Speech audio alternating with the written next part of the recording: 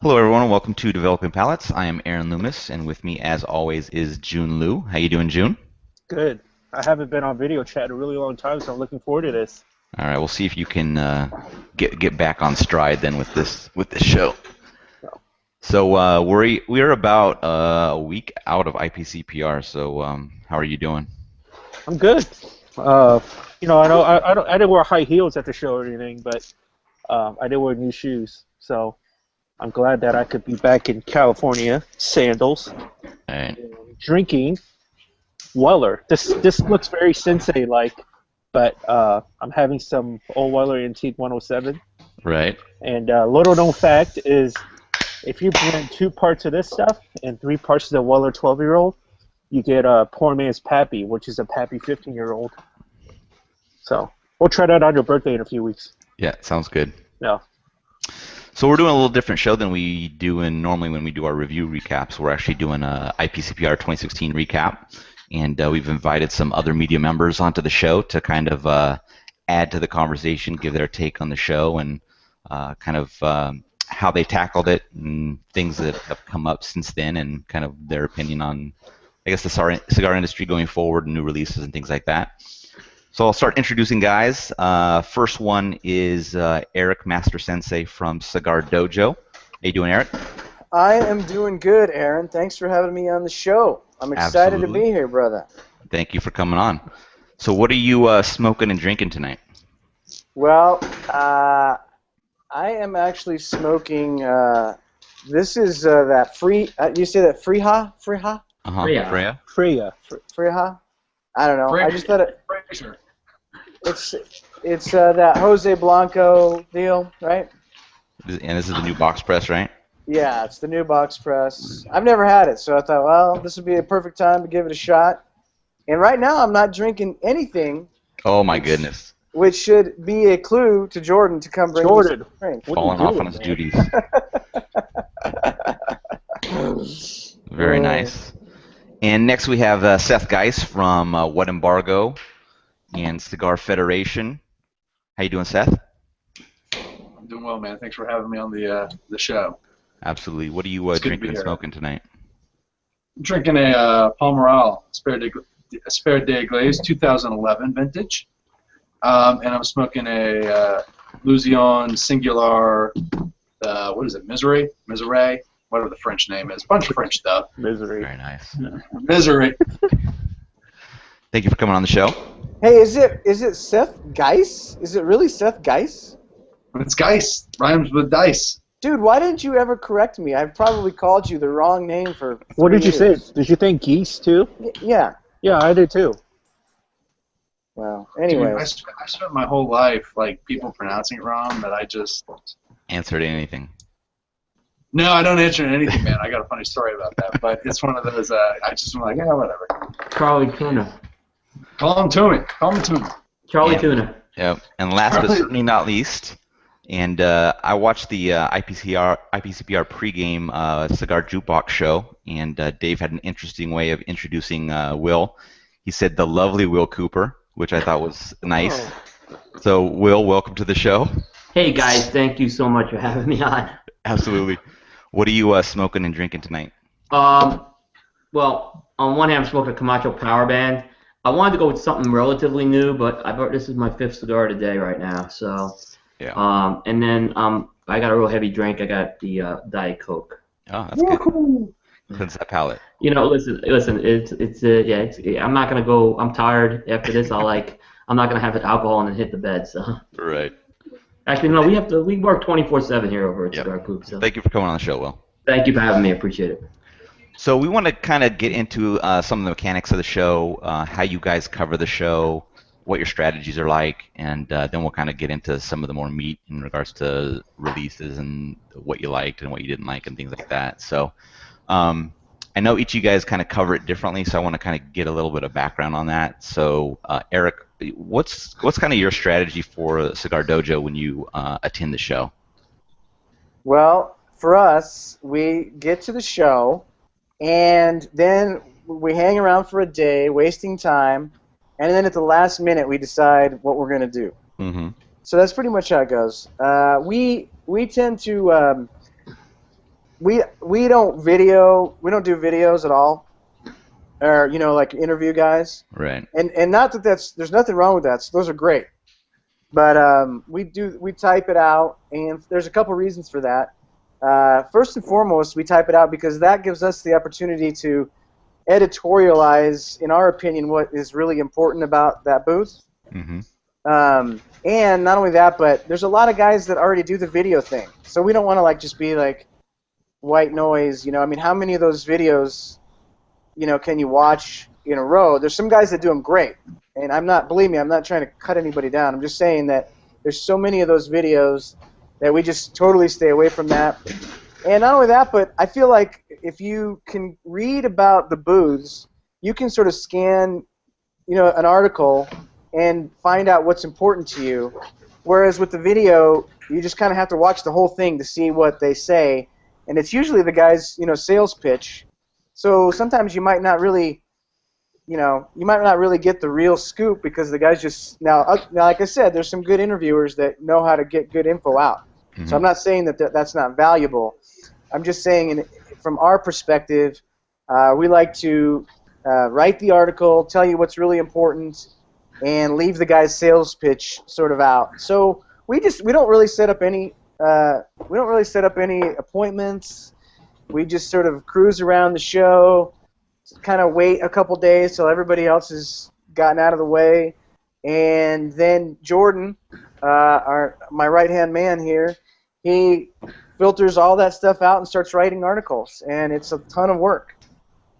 Yeah, you guys do a good job, so it's a good take on the show. So, we enjoy it, I think. So. Thank you. And you guys also have a booth, kind of representing the Cigar Dojo app and Cigar Wars and things like that. Yeah, we usually have a booth. So we were, telling shop owners about Cigar Wars because Cigar Wars is pretty handy for retailers because they get new employees all the time. And the biggest challenge with retailers is how do you get your employees to tell guys what are good cigars? Like you have, some kid who just came in, he's trying to tell cigar smokers what's good. Well, with Cigar Wars, you can go to the leaderboard and you can get a really good feel for, what cigars people are really into. So it's pretty valuable. But to be honest, the booth, mainly for us, is just a sort of a place to be, like a headquarters. So we have some sort of place for developing palates to put their Exactly. suitcases and stuff. Right. We appreciate you having a booth.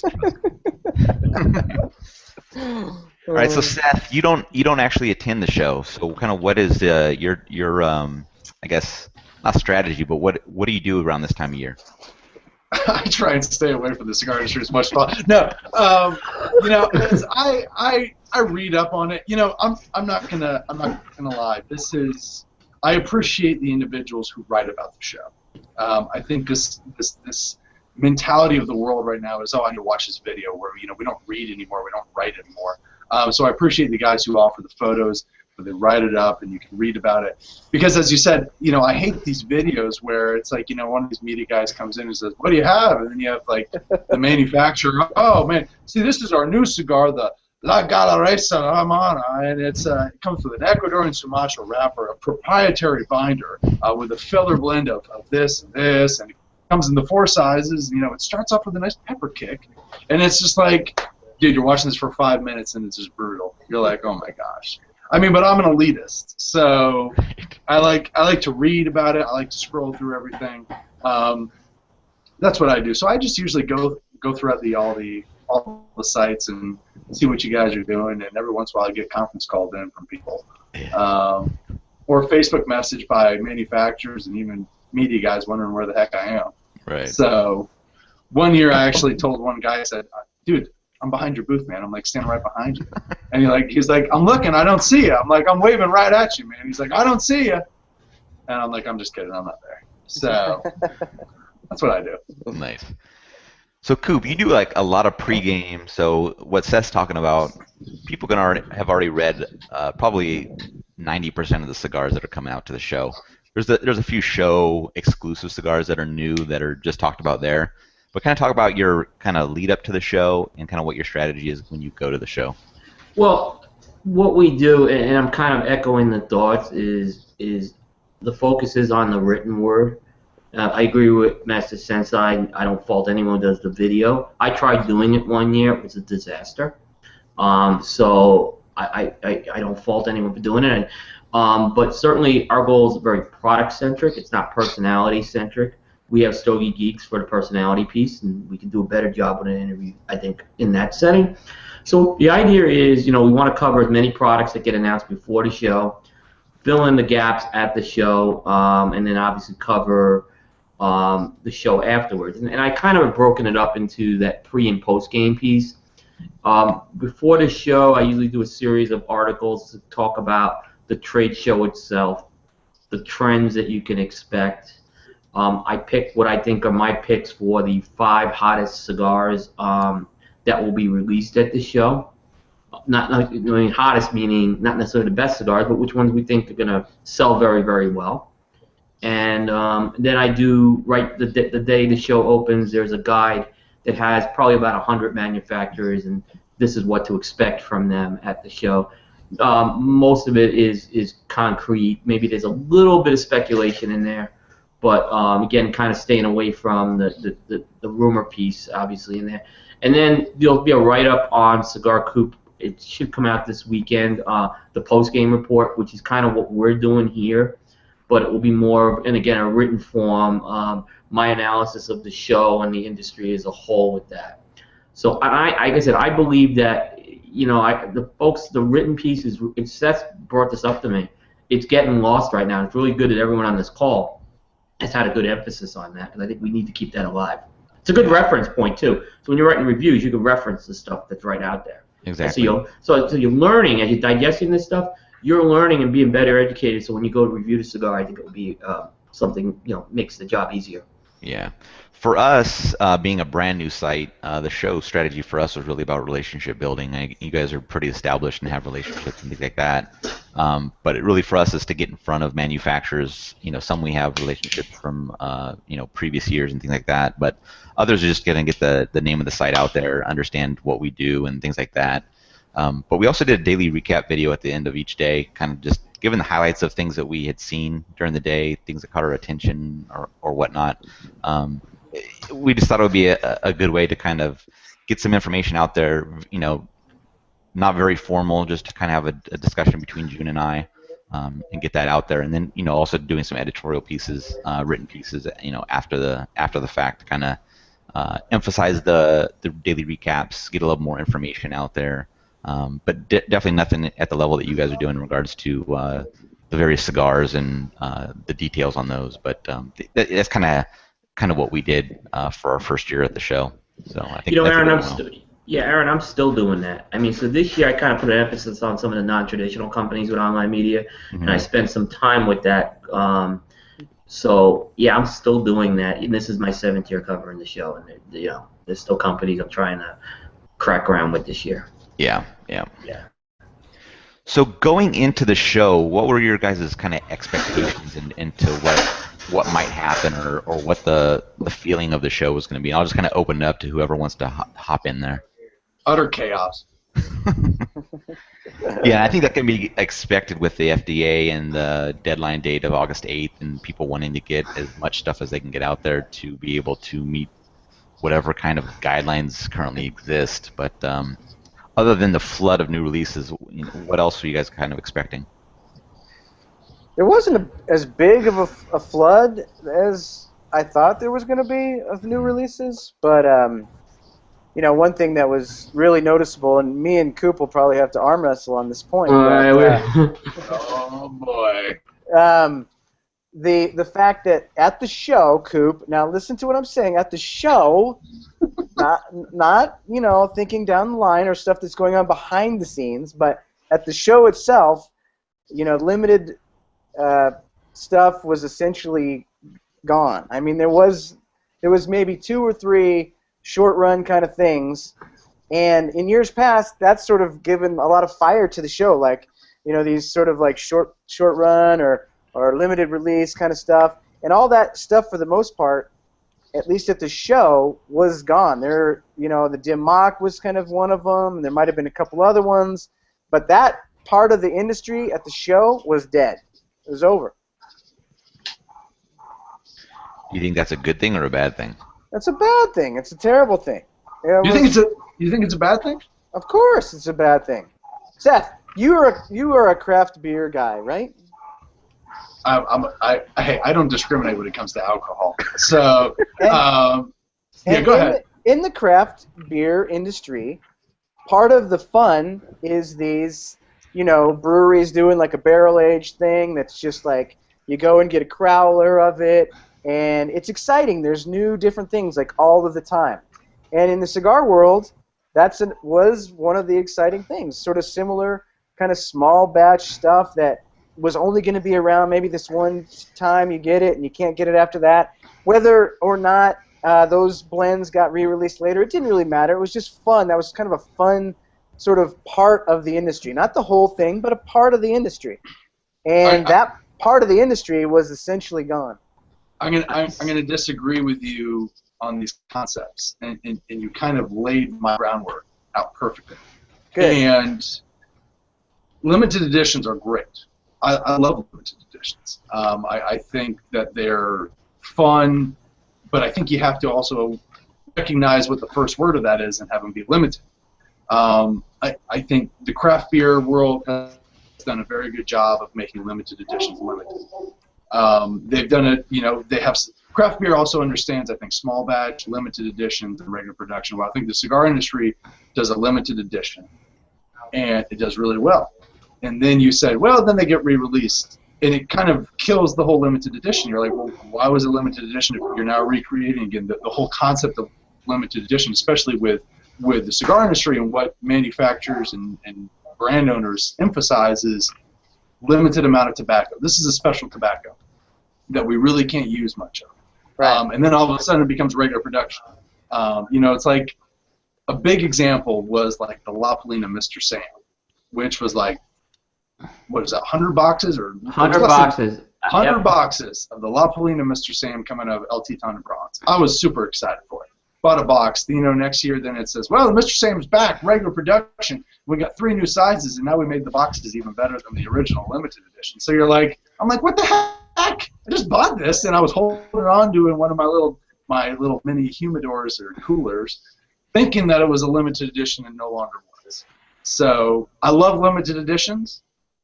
I love them in small batches. I think that, one every year or one every other year is cool, but we just can't make them keep coming back and then make them regular production because it just ruins the name limited.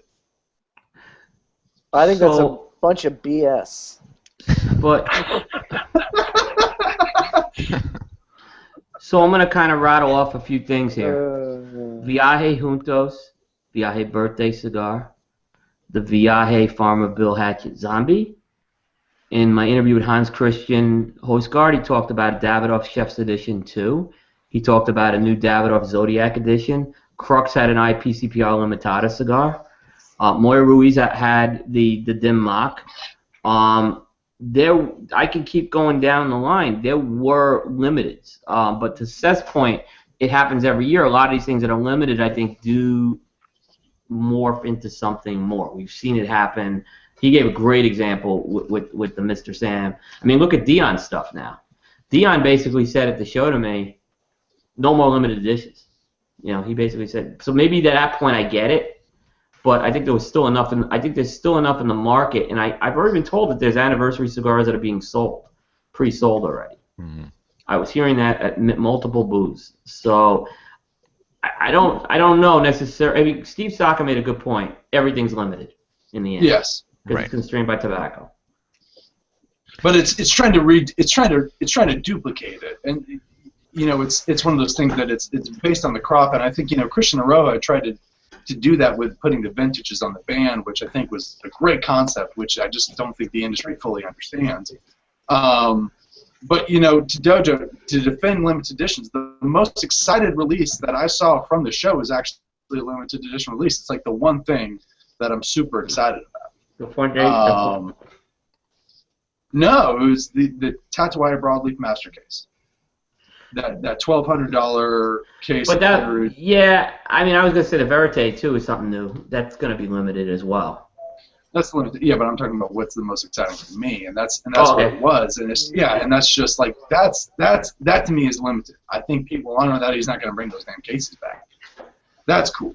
Yeah. I also think within the cigar industry, so I think what bourbon industry, what craft beer industry, and wine industry, what they do really well is they denote by batch numbers, right? Yes. So it may be the same juice, but it's always by vintage. It's always by, there's regulations on if it's estate, it has to be, certain percentage of crop that's from your farm and things of that nature. I mean, the Cuban cigar market does a really great job of that, flat out by putting box codes on it. Fantastic Right. job of Right. I So think Cuba does a great job with limited editions. I think Cuba basically got the non-Cuban market to think, hey, we should do these limited editions because Cuba can sell these limited editions for a ridiculous amount, and in years to come, limited editions prices continuously increase. And I think that's what the non-Cuban market fails with is that 2014 Cohiba Super Robusto Limitadas were super expensive then, and they're even more expensive now. My Luzion ECJ 15s would remain the same price if you bought them from a retailer who still has the box. But now the fact of these being limited and just being the one thing totally goes out the window because Dion is now saying, hey, this is now regular production. I can make these regular production. Because he's making that promise, I can do this all the time. This isn't something special. And that's what the beer industry has honored, is that it's special. Bourbon's honored it. Cuba honors it. Wine honors it.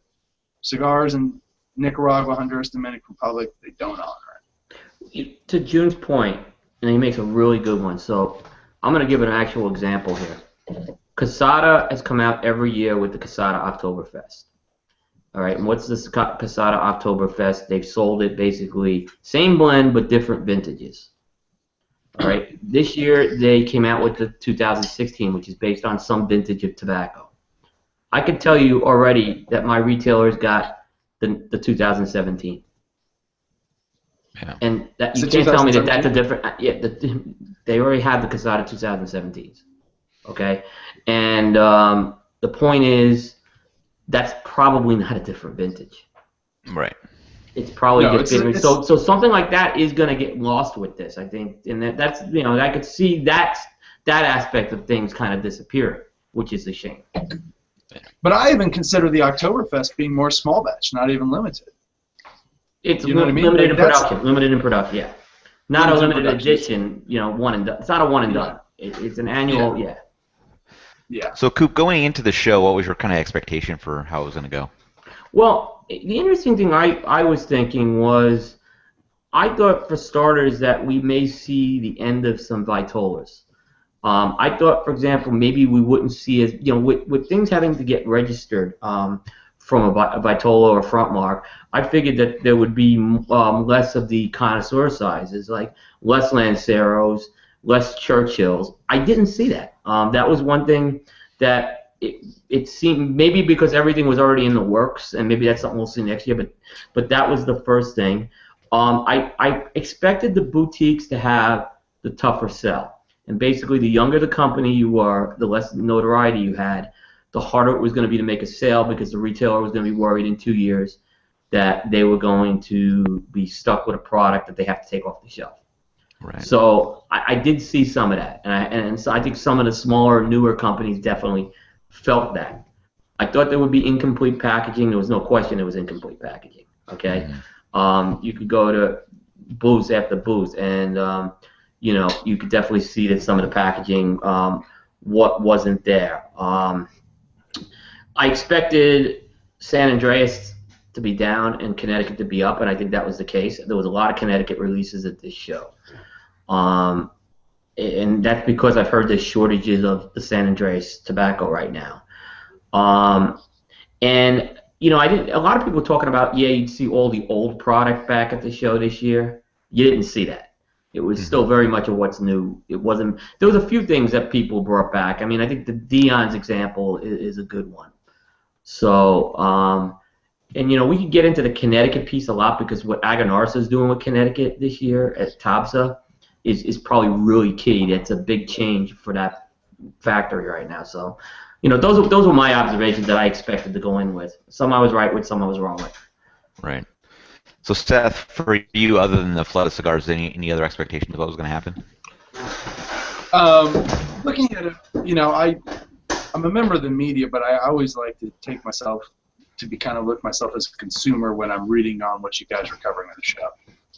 So I look at it from that perspective of, what's going to appeal to me. I was expecting a lot of new stuff, but at the same time, I was expecting more companies to focus on the products they do have and they have had. And I was expecting that because that is a mentality I would take. I would have taken a more conservative approach, especially with the FDA regulations, in trying to say, okay, this is a cigar that I've had on the market since before 2007 that's kind of gone to the back burner over the years, but I know it's going to be in the forefront in a couple of years. So I would try to work now to take that approach, but as Coop said and what I saw, people weren't doing that. People were just saying, get something out there now, or even say we have something that isn't even ready yet, or even blended at the factory or bands on and so forth. Yeah. One of the things that I was looking at was the fact that like some of the smaller boutique brands or the ones that don't have cigars that will fit the predicate is just take those 2 years, get it out and sell it for 2 years if the retailer is willing to bring it in and sell it out. There's been a lot of small batch releases lately, just trying to get stuff out there and sold.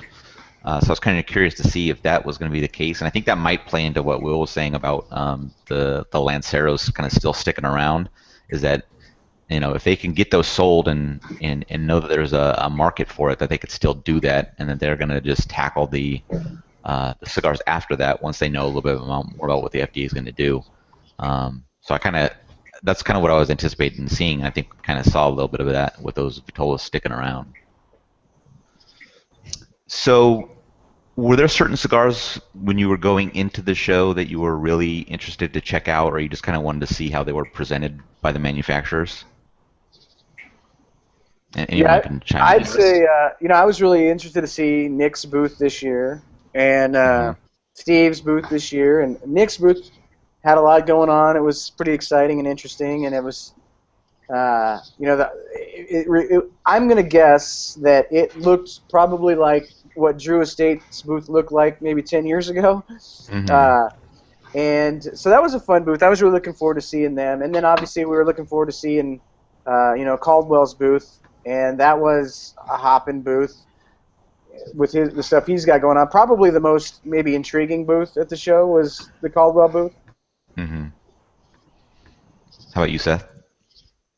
It's, as he mentioned, I was paying attention to Nick Foundation, Dunbar and Steve Saka. I pay attention to Hector and Espinosa just because I really respect Hector. I usually look at the booths of the individuals who impress me or who I appreciate or respect. Matilde, I love Jose Blanco, but I really don't pay attention to what the heck he's doing. Jose, that's just what it is. I don't care.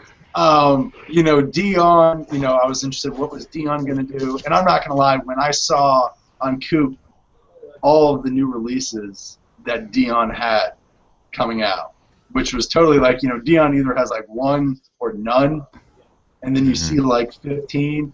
I'm not going to lie that from being a Luzione fan, I had a meltdown, freak out, flipping out around the house. I called Coop probably 10 seconds afterwards, like 5 times, saying, what the F is he doing? What the heck's going on?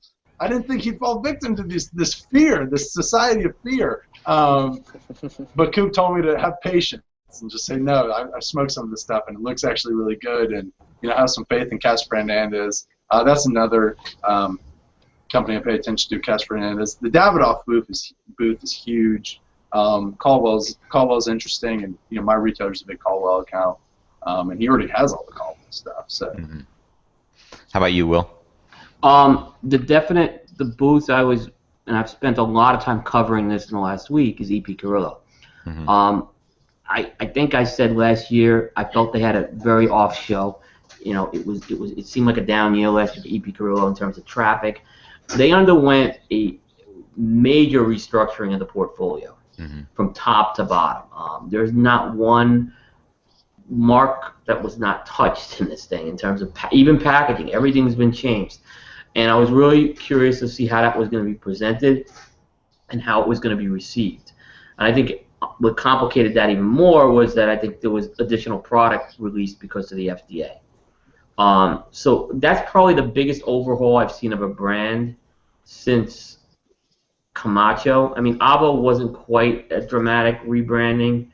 Camacho, I think, was. This was more extensive. And I think they did I think the presentation they did of the booth was good. The product was presented very well. I think they really aligned things very well. They have this pyramid scheme, you know, and all the products are in a different series, and there's like 5 different series in there. So that was kind of what I was most curious to see what was going to happen there, and I was pleased with what I saw and what I've had from that booth so far.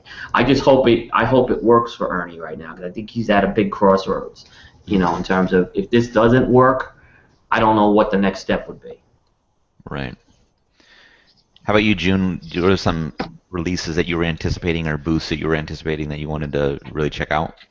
Aside from what you guys named in terms of just Casa Fernandez and the brands associated with that, HVC, Lugioni, and even Entrada with that new, I think, what is it?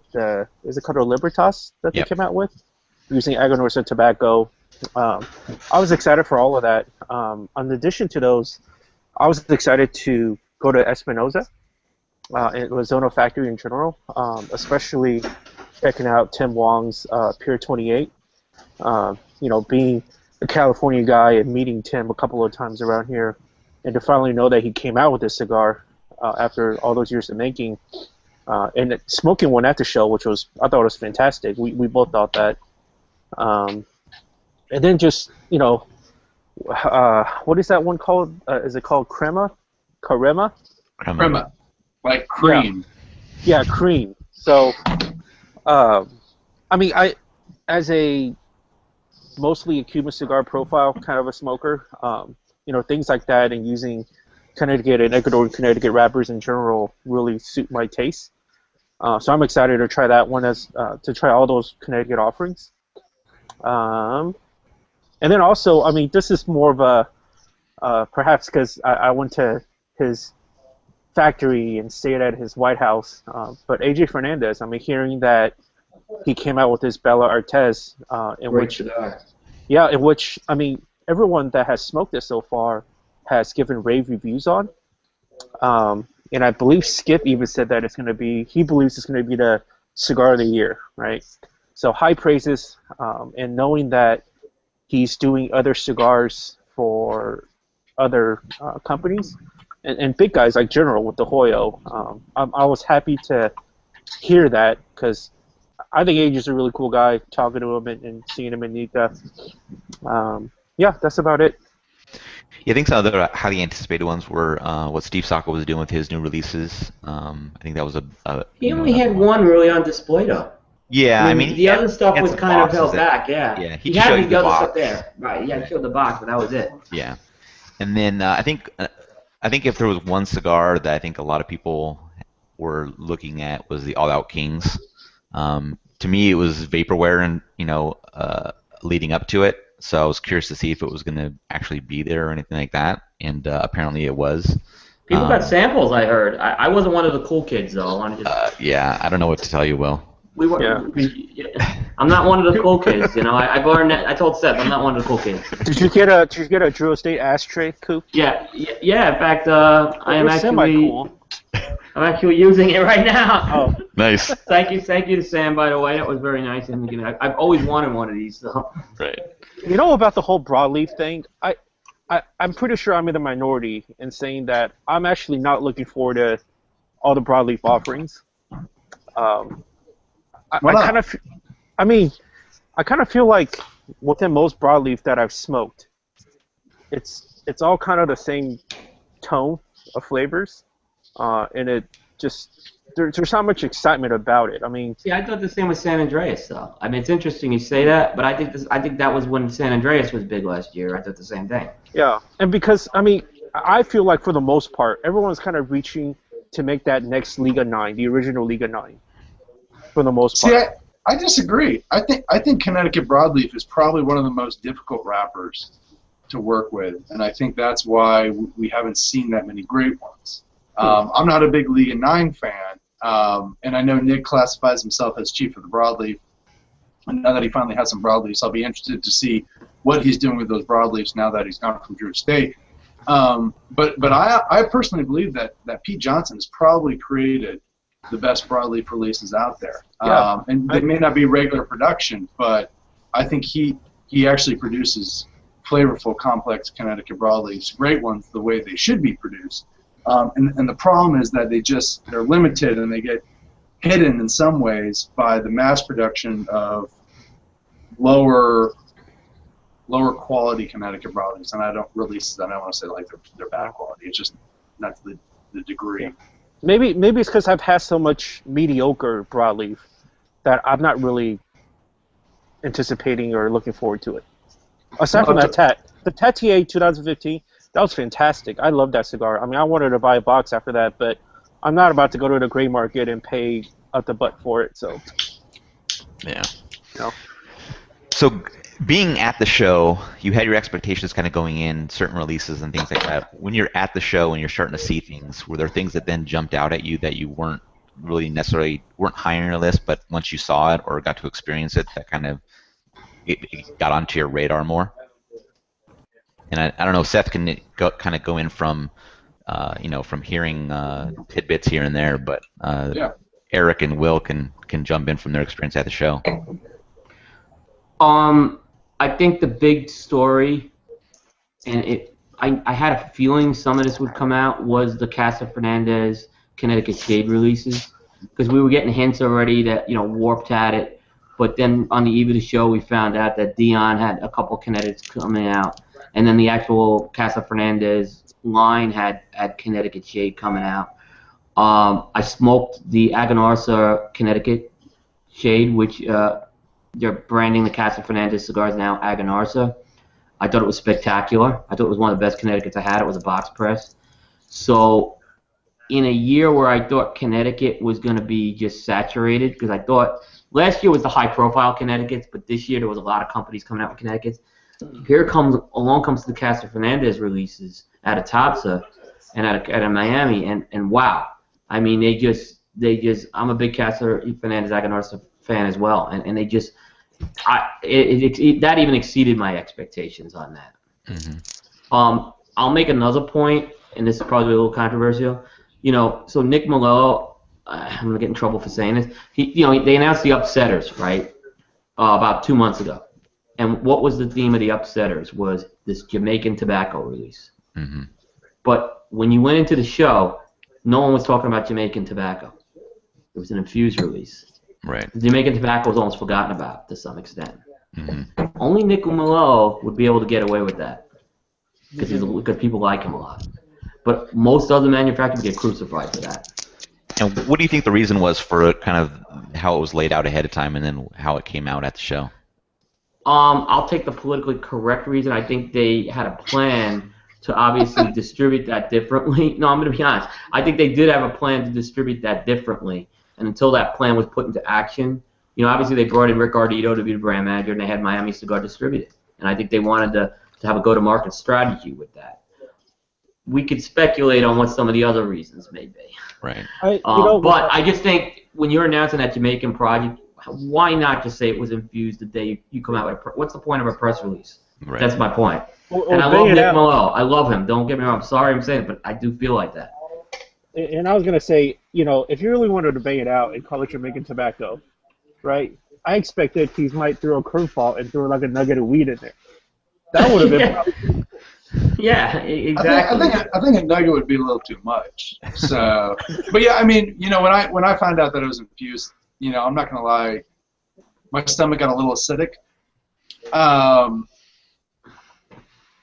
And it was just like, oh man. That's good, buddy. Yeah, I thought you guys would try to play on the words there. But it was interesting. You know, maybe the Jamaican tobacco will still play a part in it. I don't know. I have faith in Nick, but I do too. but what you said, yeah, it's one of those Jamaica, and then infused. But you know, there's no, I don't know. Why can't they do it? You know what I mean? It's like why are all these craft beer guys now doing this whole bourbon barrel stuff? Why not? They can. I mean, Yeah, and going along with what you said, I heard from more than a couple people at the show that it's very acid-esque with the logo and all that stuff. So I could see if you wanted to kind of try to keep that off the books before the show. Well, they did show the packaging before the show, and there's no Right. question it looked like acid. I didn't put two and two together that it would be something that would be a competitive product with acid. Yeah.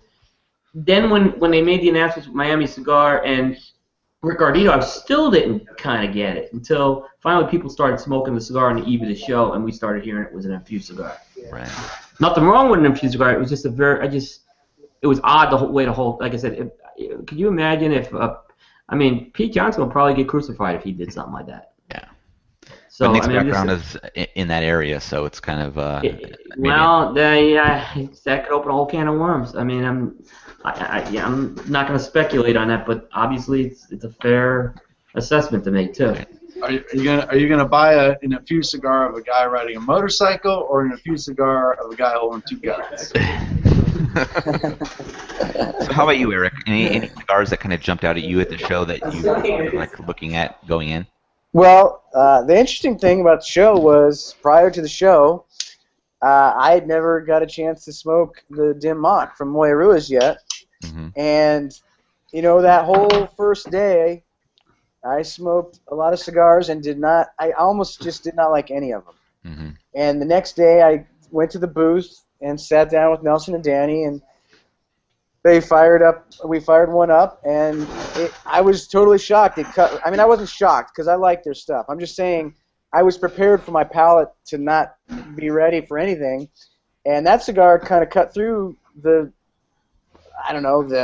harshness of everything that I'd smoked, and I loved it. And so now I'm super excited to crack open a box of those because that was a really good cigar. So I don't know if I'd say I was shocked, but at the same time, I guess I was pleasantly surprised. Right. I agree with you. I think of the three limiteds they kind of did for the dojo community, I think that's the best of the three.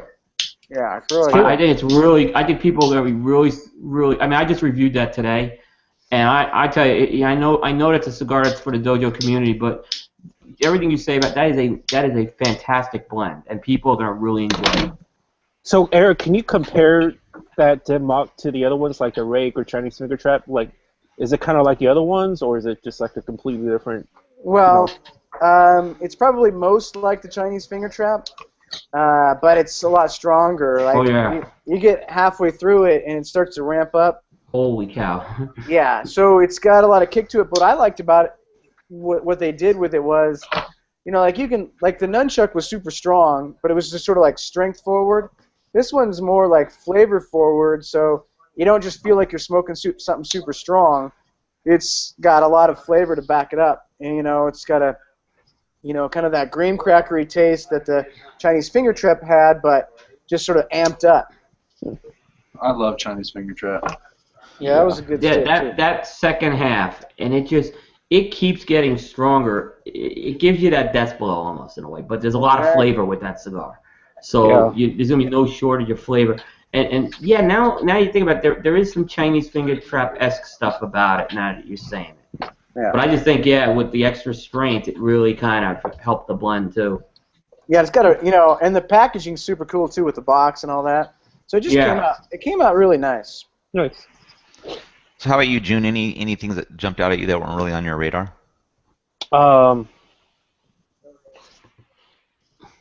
Yeah, I remember when we went to the Sacrifolium booth. Mm-hmm.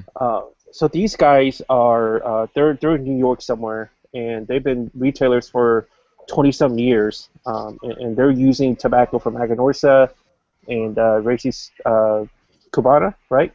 Mm-hmm. And when I heard their pitch, it immediately made me think of Dion. Guys that basically are passionate smokers and cigar geeks that were not happy with doing anything aside from their own blends. I mean, granted, I haven't smoked any of their stuff yet, Mhm. but I'm really I have hopes. It's like one of those companies where it's a private company and they have a solid product or products in general, and they're really well backed by a really good VC. Like you see potential with, Right. you know. So, kind of going into the show, and we'll touch on this a little bit. It was interesting to see some of the strategies from some of the manufacturers, and I thought we kind of anticipated that some of them would come out with a flood of new stuff. Like Will mentioned, EP Carrillo was really everything was touched and different, lots of new releases or rebrandings and tweaks on existing blends. Um, but what did you guys think about some of the approaches? Like some that came out with a flood of new stuff, some that really didn't even make any waves before the show and maybe brought something out, or something that you went and there was nothing new from a large brand that you were expecting something new from. Well, I guess I'll take it. Alec Bradley had nothing new. Right. Like, so you think that's a big company now. When I kind of say you really had nothing new and there's this deadline happening, there's got to be stuff that maybe they just decided, hey, the show isn't going to be our strategy for that. Mm-hmm. That's speculation. I don't have any facts on that. You know, my father actually didn't really go in with any new product. Mm-hmm. They went in with the Le Bijou limited edition. They went in with the Garcia and Garcia. So, and I've heard some rumblings they do have a couple of things that will be kind of showcased later this year. So, yeah, you know, there were definitely some companies where I was expecting more product, and then you had on the other side of the fence, you had Recluse, who came out with 9 blends, and they basically put all their cards on the table, and they said, here's what they did. You know, they got criticized a lot, right, for coming out with 9 blends, but they put the cards on. Blend. But guess what? They put their cards on the table with it. Right. When other companies didn't. So, you know, Dion, there was an enormous amount. Dion never has, like Seth just said it, 1 to 2 releases. He's gone in with last year he pretty much went in with the Cigar 15 and the Fume de Amor Juniperos, and that was pretty much it last year. So, you know, it was interesting. Some of the companies basically, I think, took the truck here. I think other companies basically are holding their cards back, but I can't believe anyone's sitting back idly right now who's a player in this industry. I just can't believe that for a second. Right. What about Tatuaje? Like, if you didn't know better, you'd think that it was just monsters now. I mean, it almost seems like the entire focus is on monsters. Yeah. And I kind of liked. I mean, for me, that's not my favorite part of Tatuaje. And so, yeah, so there's some really good monsters series out there. I'm not saying that, but I'm a little disappointed maybe that, you know, Pete wasn't focusing on some of his other stuff that I personally like a little bit better. But like, if you walked into that booth and like talked to anybody, it was like a monsters booth, essentially. Mm-hmm. You know, he did bring back Black Label, but that was before the show. He brought in the K222, which was a small batch release, and he did have the Verite. But you know, Pete seems in the last 4 or 5 years he's really struggled with marketing the non. You know, Pete once said he made gimmicky cigars cool, and I agree with that, right? And he's made gimmicky cigars very good too. But he seems like he struggled marketing the traditional stuff, and he takes the approach, this Monsters marketing approach with everything, and it works with Monsters, but I think with some of this other stuff it doesn't. I mean, and it's just, you know, the information isn't really forthcoming on a lot of this stuff sometimes, and I think people don't get educated quick enough on it. And he's got some, you know, but I agree. I think everything just seemed Monsters this year with the, you know, you see that there's not just skinny Monsters, there's Cazadores skinny Monsters, and then there's full Lancero skinny Monsters coming out. So there's more monster samplers coming out. Then they had the skinny monsters in the 10 different individual boxes as well. Right. And there So was you're right. there was the diabetes monsters. I mean, this is getting. You know, the funny thing is, here's the funny thing. I didn't get a picture of the Kruger. I just missed taking a picture of the Kruger, and instead said you get a picture of it. I said I didn't because I guess I got distracted by all that other stuff. It was off somewhere else. Yeah, it was there was a display that had all the Skinny Monster boxes. Right. You Yeah. know, that looked nice, but the Kruger was completely on the other side, I think, in a display case that was internal to the booth. It wasn't on the external facing ones that Yeah. everything else was pretty much in. Yeah, I'd like to see more of the K22 stuff from Pete because I mean, there's no doubt about it. Pete can make great cigars. I just like to see me personally more of that other side of it than the monsters, but that's just my personal opinion. I totally agree with you. I mean, I love what he's like. To me, I'm real excited he did Verite 2013 this year, and there was almost no buzz about it. Right. That people have been waiting for a new Verite for almost 7 years. So, I mean, you're right. That's a shame because that's just one of his classic releases, that he's done. Yeah. So kind of going along these same lines is when visiting a booth, were there any brands that you kind of changed your mind on, good or bad, or that you just thought was interesting as to what they were doing at the show that you didn't know was going to happen ahead of time? Well, I'll start on this one. The Protocol guys, Juan and Bill, last year they were just two dudes standing at the Espinosa booth with like one box of cigars. Mm-hmm. And this year there's a lot. I mean, hey, I don't know how the two have done it. I think they're super charismatic, and they've made some good cigars through La Zona. But this year, all of a sudden I said to myself, you know what? I'm hearing more and more people just talk about Protocol. So whatever they're doing a good job, and they nailed it with that Lancero. Mm-hmm. So, I'd say they were one of the bigger surprises for me for like a little guy. And then a guy that I thought might have like a bigger presence, and this guy makes great stuff, is Mel from M. Bombay. But his booth was essentially, it was like a tiny little case. It was the smallest size booth, yeah. You could have missed it easily if you'd have like blown your nose at the wrong time and you were walking. And so I was a little surprised because his stuff is good. Believe me, I'm not cutting down his cigars. They're fantastic. They're good cigars, yeah. But I was a little shocked that, hey, Mel, man, get some sort of presence here so that guys can notice that you're there. So those were two in two different directions. Like Protocol seemed like a lot of buzz, and they were kind of in a bad location off to the left. And Mel was in a great location off to the right, but his booth was just so unassuming that you could have missed it easily.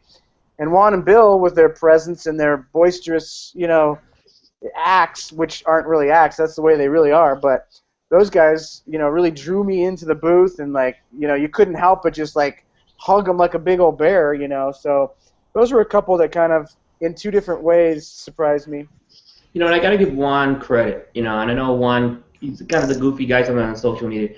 I left my cigars there the day before and I was at the booth, and the guy sent me a personal message. Hey, you left your cigars there, right? Come by and get them. I don't know many people who would have done that. And most of the cigars that I left there, I'd already reviewed. So, and I know I could have gotten from him, but it was very nice that he sent me that message to kind of come by and do that. Because I've left cigars at booths before, and I never had anyone do that. So I got to thank Juan for that. So how about you, Seth? Anything from kind of the tidbits you were getting that, kind of swayed you one way or the other on a brand or anything like that? Nothing really swayed me on a brand. I kind of look at the brands and I kind of have an idea of what to expect. I mean, there's obviously things that you're not expecting. This year was one of those years where I was like, it seemed like low buzz going in, all of a sudden it was just a flood. So I kind of just sat back and was looking at what people were doing. But nothing really I'm not there, so I don't have the whole perception of how everything is. But I was expecting more from the Tatuaje booth. And then when I was seeing, the photos and videos, I was like, gosh, there's really just not much. And as you guys said, it's just a bunch of skinny monsters and so forth. Seth, especially since this year they had their own booth. Yeah, exactly. L'Atelier was really the star of that booth, if you think about exactly. It was. So I was disappointed in that sense because, like you said, Sensei, the monsters are not what has sold Tatuaje to me. Right. It's not. So I guess that was probably one of the reasons why I was so pumped about that limited edition case of the broadleafs. Was I was just like, that's actually something I'm interested in. That's something that's cool. I know I could get behind it because I know he does a good job with broadleafs, and he'll do a good job with all those broadleafs. How about you, Will? I think the one that really, really came to mind was La Polina. So La Polina was in a massive boost this year. I would say it probably could qualify. If it may have qualified actually as a large. They divide booths at the show into small, medium, and large size. This might have been on the border of being on a large booth. When you walked into the, when you walked into the booth, they were showcasing a what I call a secondary logo, an LP, as opposed to the iconic Goldie Paley.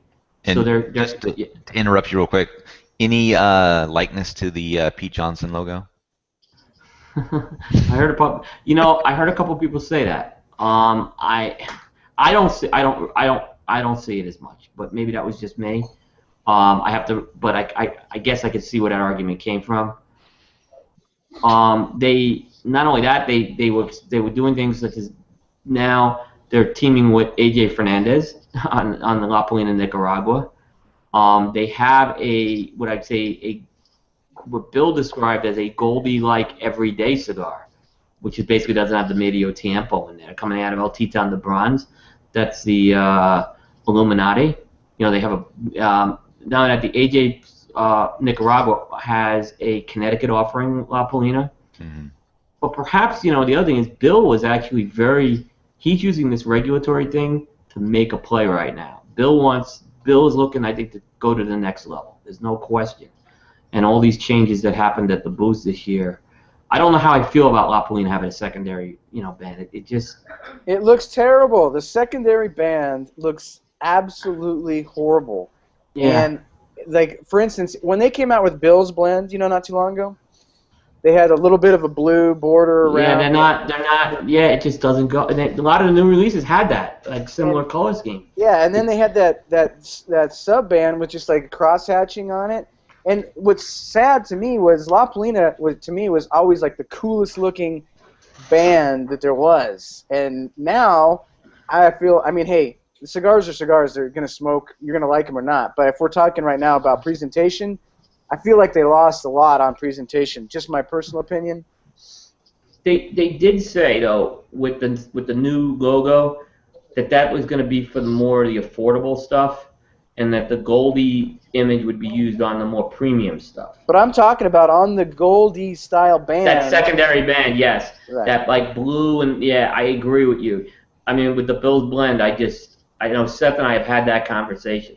And they had one this year that had a black band, a sub band, and it was that same cheesy looking, like bundled looking cigar band, which was disappointing for me as an artist. It almost looked like you're getting dressed for, your mother used to dress you for school and you'd always have your stuff match. And then now when you're kind of getting dressed on your own, it was a problem. And that's what that kind of reminded me of. They need kangaroos. Yeah, garanimals. Yeah. So one of the booths I thought was interesting was General, and I thought it was interesting in a good way. I don't know if the booth was any smaller. I think it may have been the same size as previous years. I think it was smaller, Aaron, because the humidor was gone. Yeah, but the big difference for them was that it was really a presentation of almost all new stuff. In previous years, it was a presentation of almost everything they had. It was a presentation of each of the brands had a presentation. So this year it was like really focused on kind of what was coming out new, and you would go to Macanudo and you would see like 2 or 3 things, and or CAO, it was just one thing instead of everything that they had put out or that was current production. So I just thought that was a change for them from the previous years that I had gone. They used to be like a trade show within a trade show. Right. Booth. Remember Foundry had a booth within a booth? You go over to the La Gloria rolling area.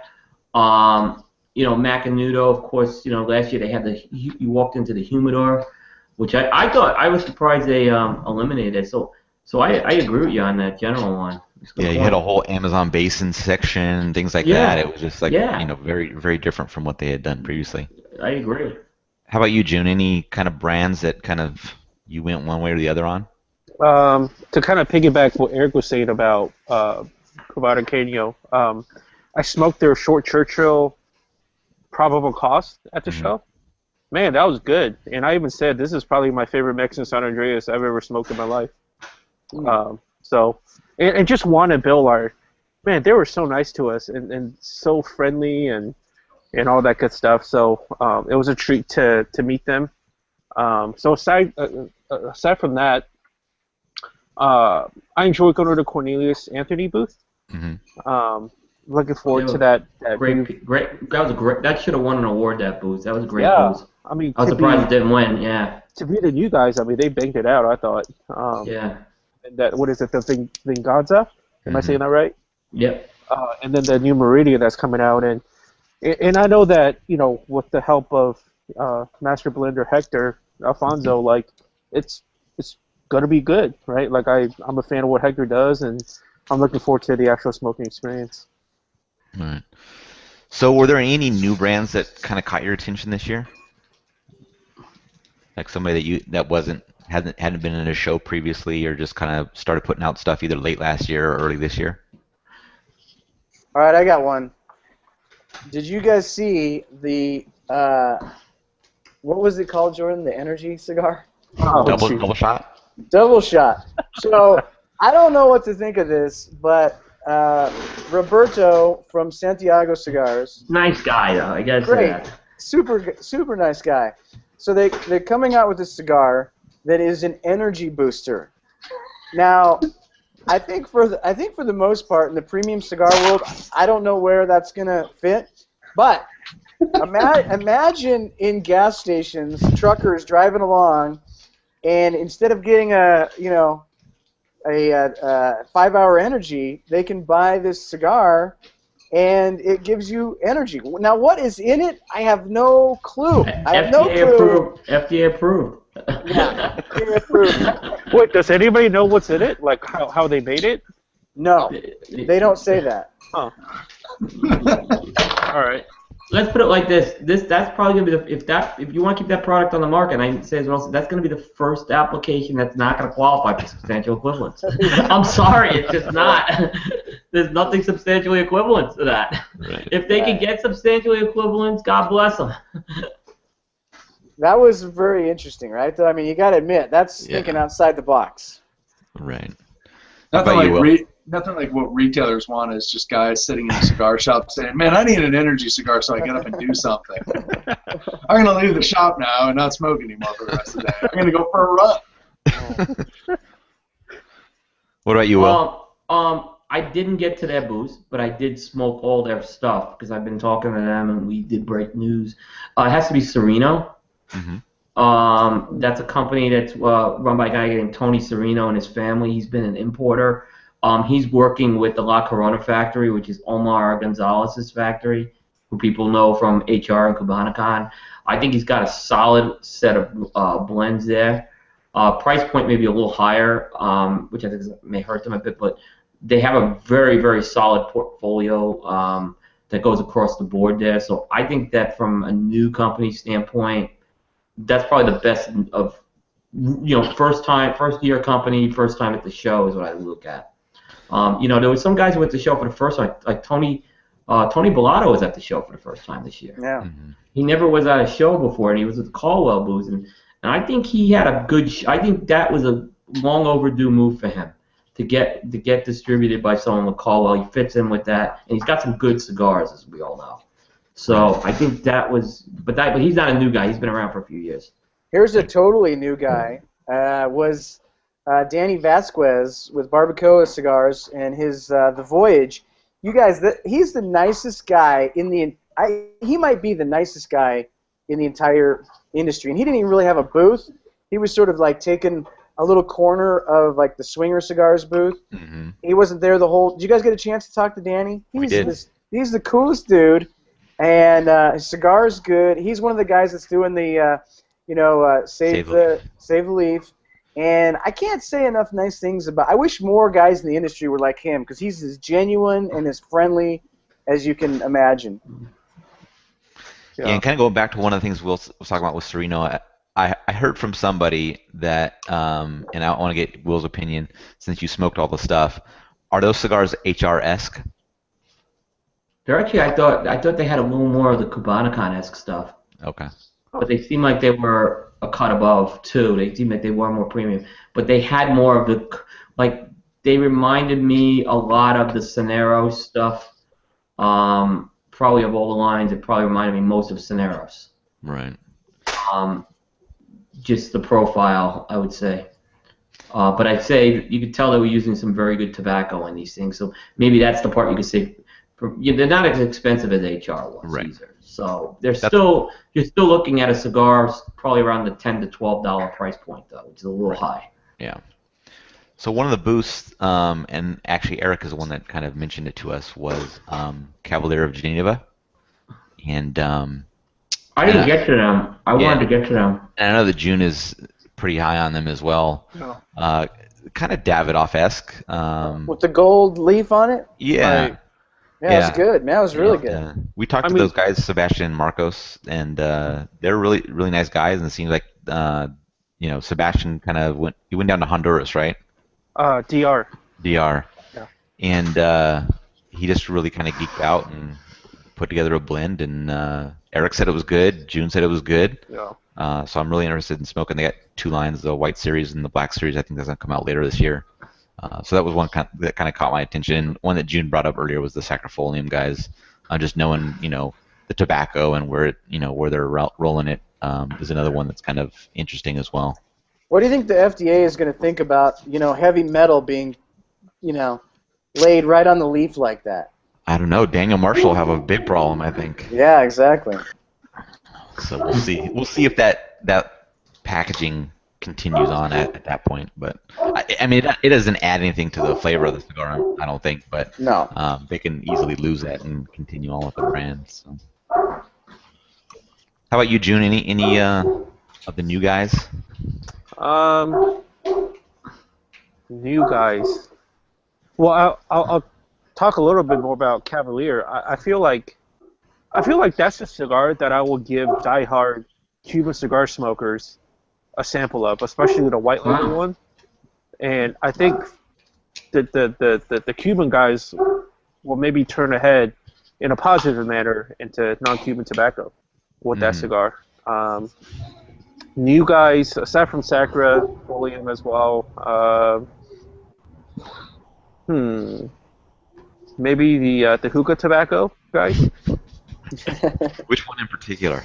Oh, it's all the same crap. Doesn't matter. But yeah, I mean, I don't have anything new. All right. June, what about, if you're talking about Cuban-esque, what about Santana at De Crocier? His stuff is really Cuban-esque. For sure. What is that one? I got a box of. I think it's the Golden blend or Golden something. It has a secondary band on it. But the Golden 12-year age? Yeah, that one. Good, really good. That was released 2 years ago. Yeah, that was like so much flavor. It had this like jammy aspect of it, and it's super creamy and sweet. Like for sure, like Santana stuff without a doubt. If you guys ever smoked the original Golden blend, I went down to Santana's humidor at that beach club in Miami that he's got, and he gave me some of the original Golden blends that have been aging. And oh my goodness, that is an incredible cigar. Yeah, no It got an Oasis rating from me actually on Stogie Geeks, which is the highest rating we get. So Nice. Those original ones don't forget about those, is what I would say. Right. Those 512 Lanceros that he has, you give those 6 months in your humidor. Oh my goodness, they're smoking fantastic now. Yep. Yeah. So there were some notable absences this year. Any that jumped out at you that were surprising or that you really kind of missed out on? Well, Sam Lucia was not there. Yeah. What about you? I don't know. Well, I think the big one, well, Eddie Ortega wasn't there. Now, what I thought was a little more interesting, and I have not talked to anyone from Quality Importers or Eddie, but I didn't see any of Eddie's stuff in the Quality Importers booth. Hmm. Was he there last year either? No, he wasn't there last year. No. Last year he was kind of in that transition to moving distribution to Quality Importers. So I don't know. I don't know the answer to that, other than I thought it was unusual that none of his stuff was in the Quality Importers booth, at least unless I missed it.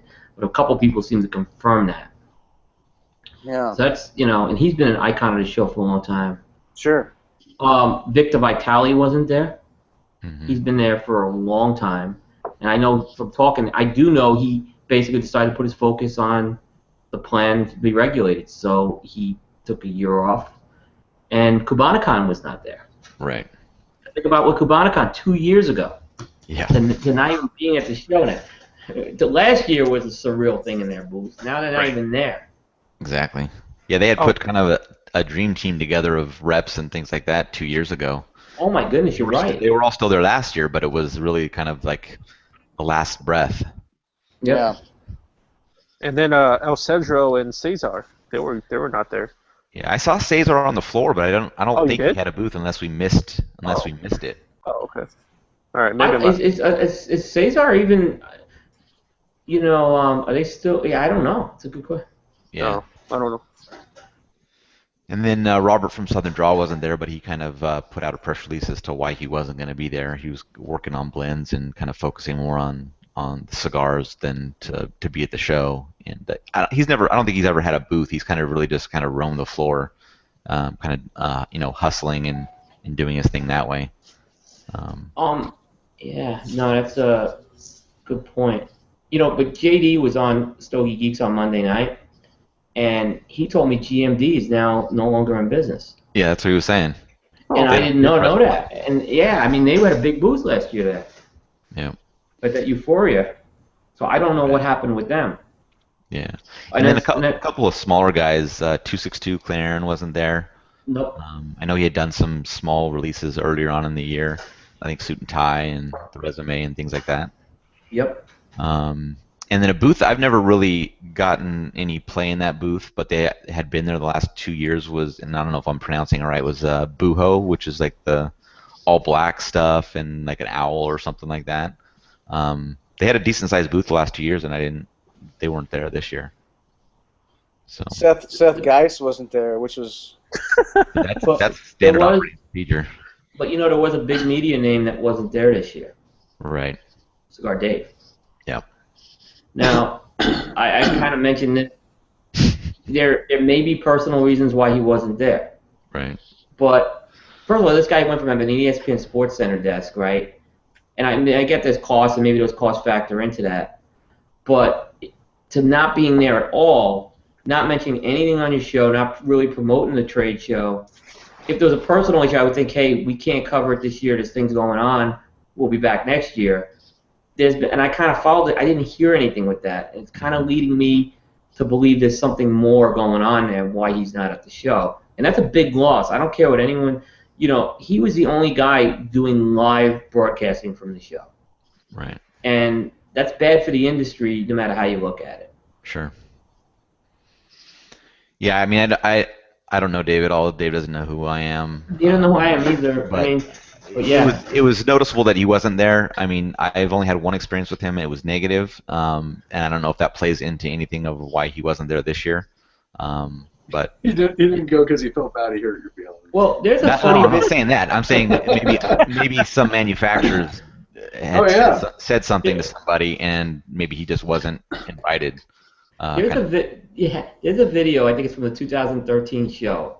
It's I think on his YouTube channel. And Dave's walking around on a tour of the booth, right? And he barges into the Gurkha booth. I mean, barges into the Gurkha booth, interrupts a meeting with Kaizad and Craig Cass, right? I was just thinking if that was anyone with the video cameras, like Cigar Federation or Stogie Review, they would have been thrown out.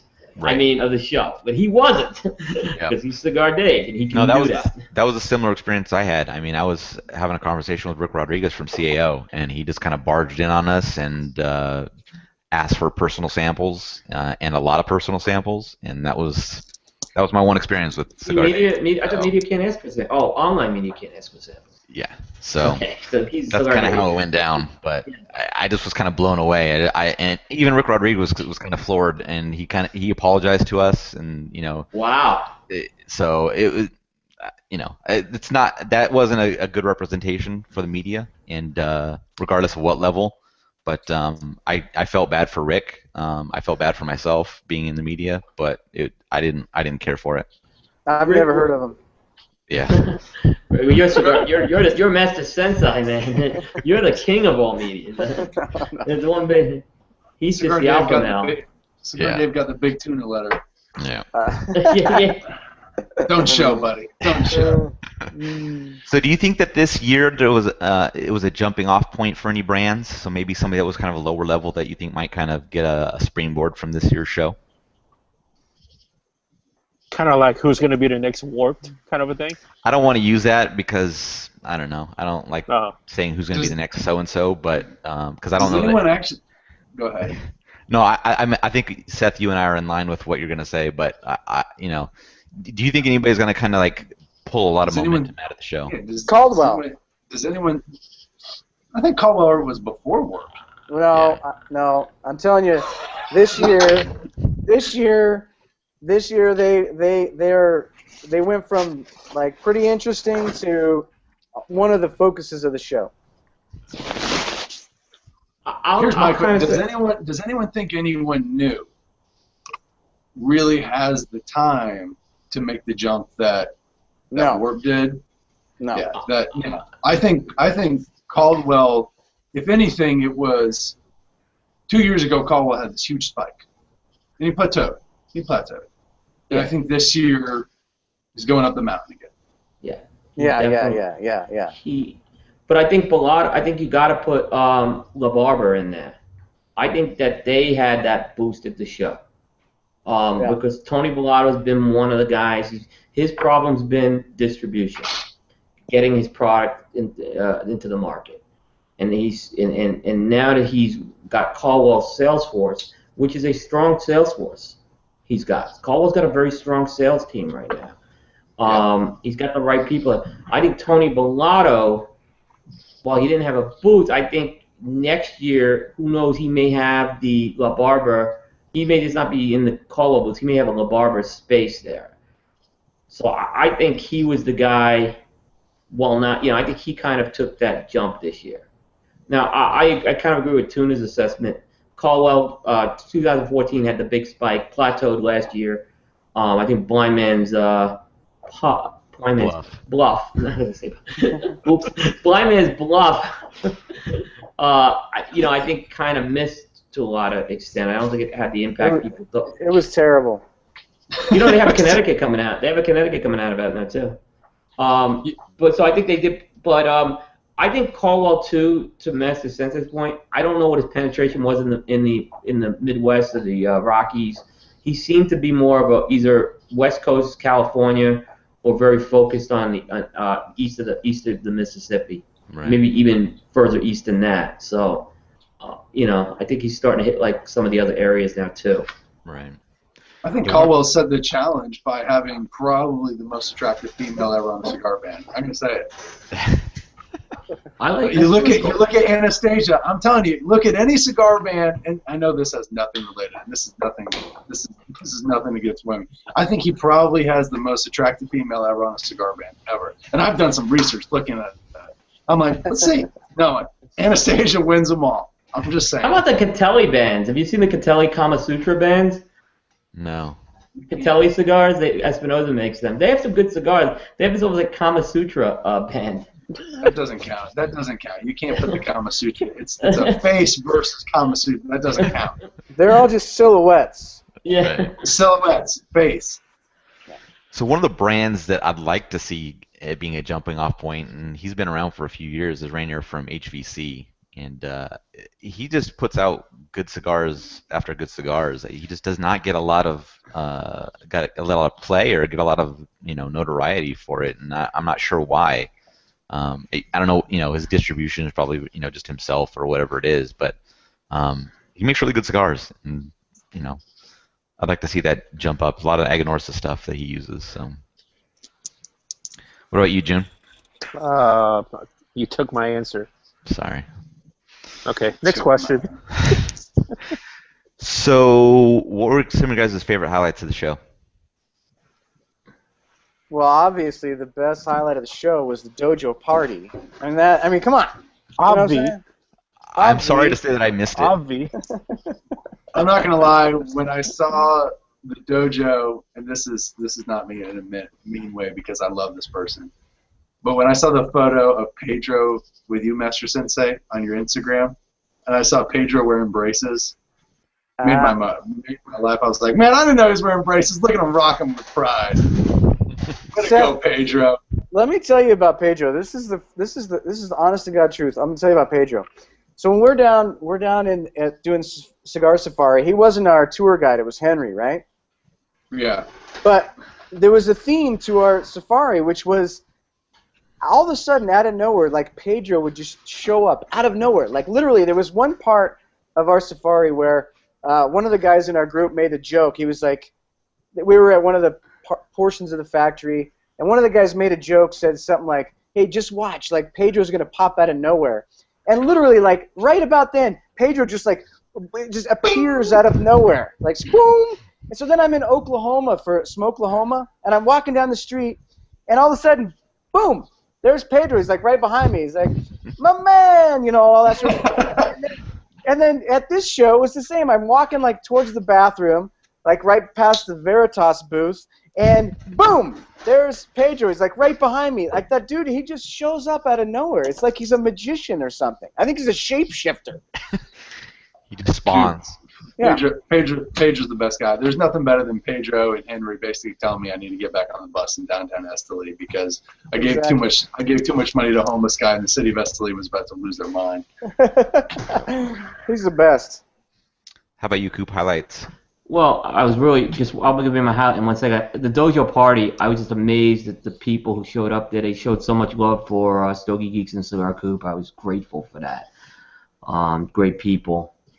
I think the developing palates end of the day strategy is my highlight of the show. Okay, so this is my 7th IPCPR, but these guys first year together at the show, not their first show, they came up with a great strategy. Find a booth that's friendly at the end of the day, and basically go there and plop yourself down, have a cigar, and stay there for another hour and a half till they kind of finally kick you out.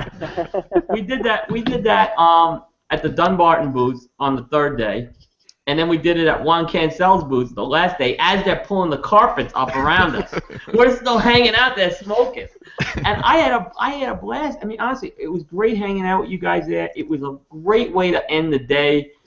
Yeah. I could finish my cigar as opposed to walking out on the floor, and having to hide it, which we did anyway. But that was a great strategy. Yeah, we didn't plan that. It just kind of happened. We went over to see if Steve was free. He was still talking to somebody. We sat down. We were talking to Stace and Steve's son, and Will shows up, sits down, and we just get into conversation, and then it just keeps going on and on and on. And we get to smoke a full cigar, nice conversation. It was just a really good way. And then kind of the next day, like you said, at the Cuba Cráneo booth, it was the same thing. Juan's there and super welcoming. Sit down, relax. More good conversation. Like, we're watching everybody kind of straggle out, and they're pulling carpets up around us. I mean, it was hysterical, and we're just hanging there at one booth. So next year, I'm getting conference calls every time you guys are doing it. Yeah, we called them. Next thing you know, I'm on speakerphone with like 50 people. So next year, Eric, all the media should chip in to help rent couches for your booth. And we'll all just come hang out, and it'll be kind of the media hangout at the end of the show. That would be awesome. Get this. I don't think, now you guys can correct me if I'm wrong, but I heard a rumor that there's no more subletting of booths. Oh, really? And if that's the case, if that's true, I heard it from a couple guys, if that's true, there will not be a dojo booth anymore. So. There's going to be a lot of people who don't have booths next year. Right. Exactly. But, a lot of people were telling me that, I mean, there's a lot of people, like, I know who could not go to the show without a subletted booth. Right. Yeah.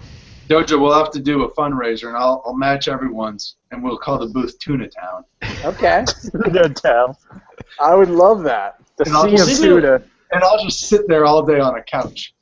I'll tell you what, if IPCPR is listening, I really would like to hear why if that rule's going to change. I would really like to hear an explanation from a business standpoint why you would do that. Help me understand the business reasons for that, because I just don't see it. Right. How Like much is think about this for a second, guys.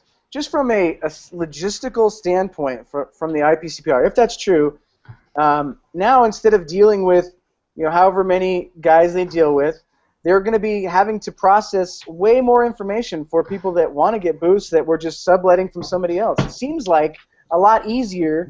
Like for instance, the Eric Espinosa compound had, I don't know, maybe eight different companies in there. So now instead of dealing with one guy, Eric Espinosa, they're going to be dealing with 8 guys. Yeah.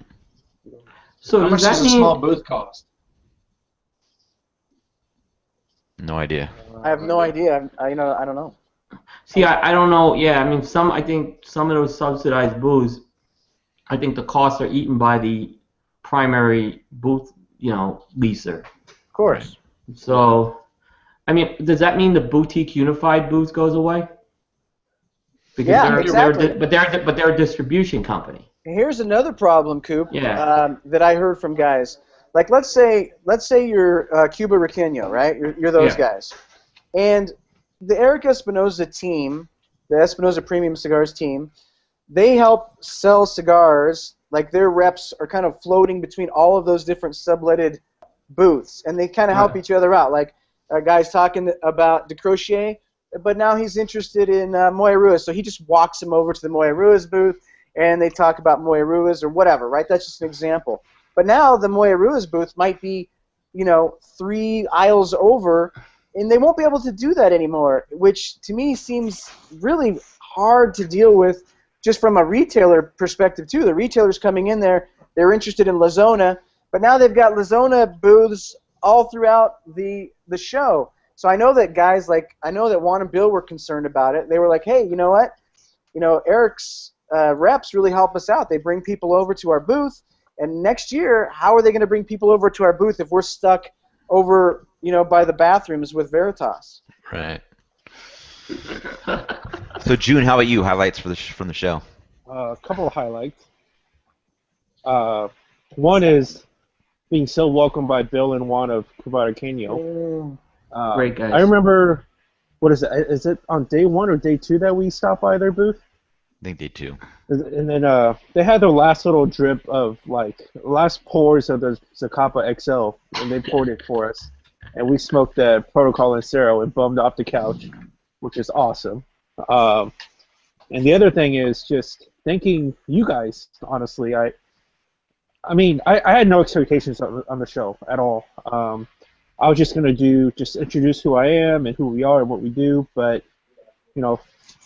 first for Seth, you hooked us up, man, on Davidoff, and then talking to Hector Alfonso and just meeting him and talking to him was amazing.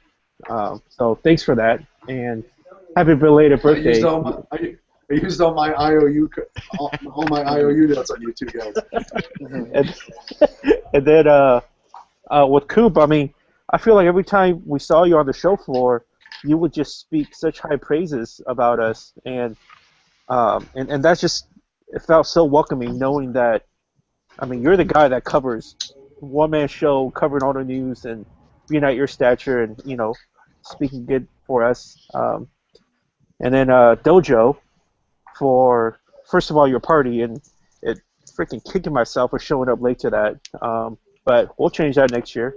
And also, your hospitality of hanging out with us. That one night we went to get Mexican food, and you got a corn on the cob, and you loved it so much that you got a corn on the cob. You know what I'm saying?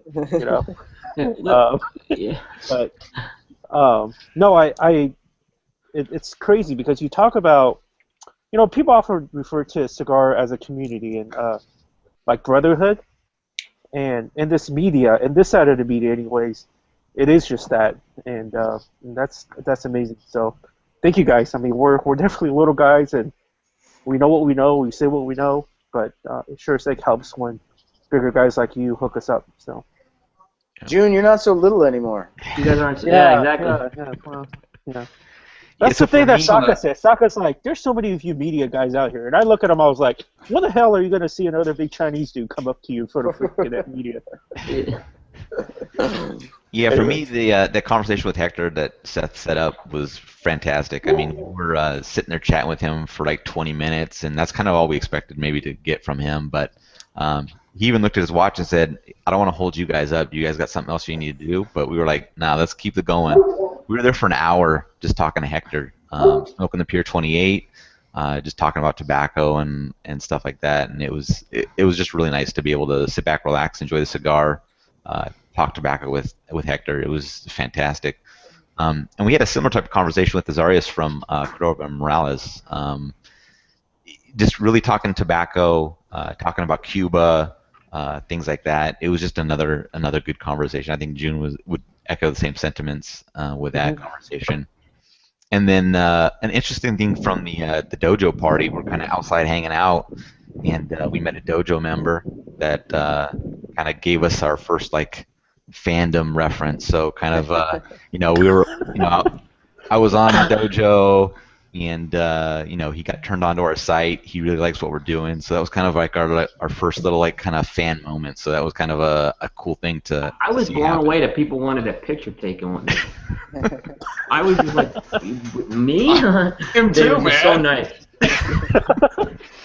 So the dojo just brings that community is fantastic. It just brings everybody together. Everybody's super cool. It was just like June said, don't go out to dinner with the Sig Fed guys, man. They'll hang you up doing whatever. Oh.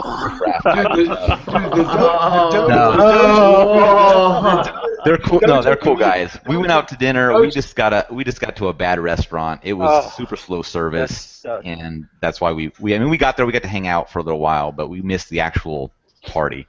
But Dude, the dojo community is a great community. Yep. Stickfed's a bunch of assholes. You said it, Seth. Sorry. I'm just joking. They're just awkward as man. Hey guys, I got to tell you, the big moment for me, which was like the most touching moment, was we decided this year we were going to award Santana his Cigar of the Year award personally. Mm-hmm. And he was so touched and practically in tears, and he just wanted to hug me. And that moment right there, to me, was like by far the biggest highlight of the show. It was just so awesome to do that in person like that. So we're gonna do that every year because it just worked out so neat to be able to like actually be there, shake hands, and give the award, to the guy. Right. And this was, let me tell you, for folks who didn't see, this was a legitimate trophy that they got for him. I mean, this was legit, okay? I mean, I think there's some pictures up on Santana's Facebook page. Check it out. The dojo went all out on this thing. It's not a participation trophy. It's It like, was not. Yeah, it was not a certificate. This is something that he's gonna probably display very proudly. Right.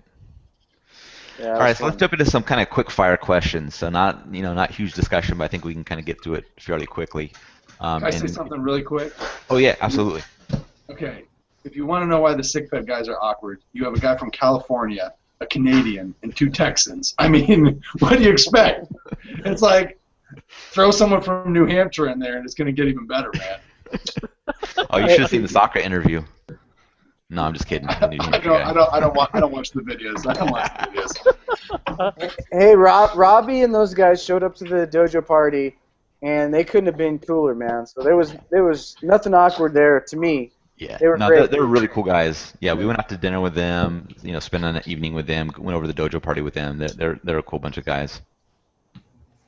Dojo right. party. So you don't have to answer if you don't want to, but if you want to go ahead and name names, let's do it. So, who would you kind of give a best in show to and a worst in show to? you got to answer both. I just said they didn't have to if they didn't want to. Oh, my bad. Never mind. Who has to go first? Eric. Eric, you go first. Yeah, you can go first, Eric. All right, I'm gonna give Best in Show a co-award, and I'm gonna give one to Caldwell, just for being to me, it seemed like the buzz of the show. And the other one is Romacraft, because their booth was just hopping the entire time. They seemed like they're like, I mean, everybody's liked Romacraft for the last couple of years, but my personal perception seemed like they might have like jumped another level. And so I give the 2 awards to those 2 guys. Worst in show would have to be Veritas for getting, stuck by the toilet. And every time I had to take a leak, I had to like walk by, like that. So those are my 2 picks. All right. What about you, Coop?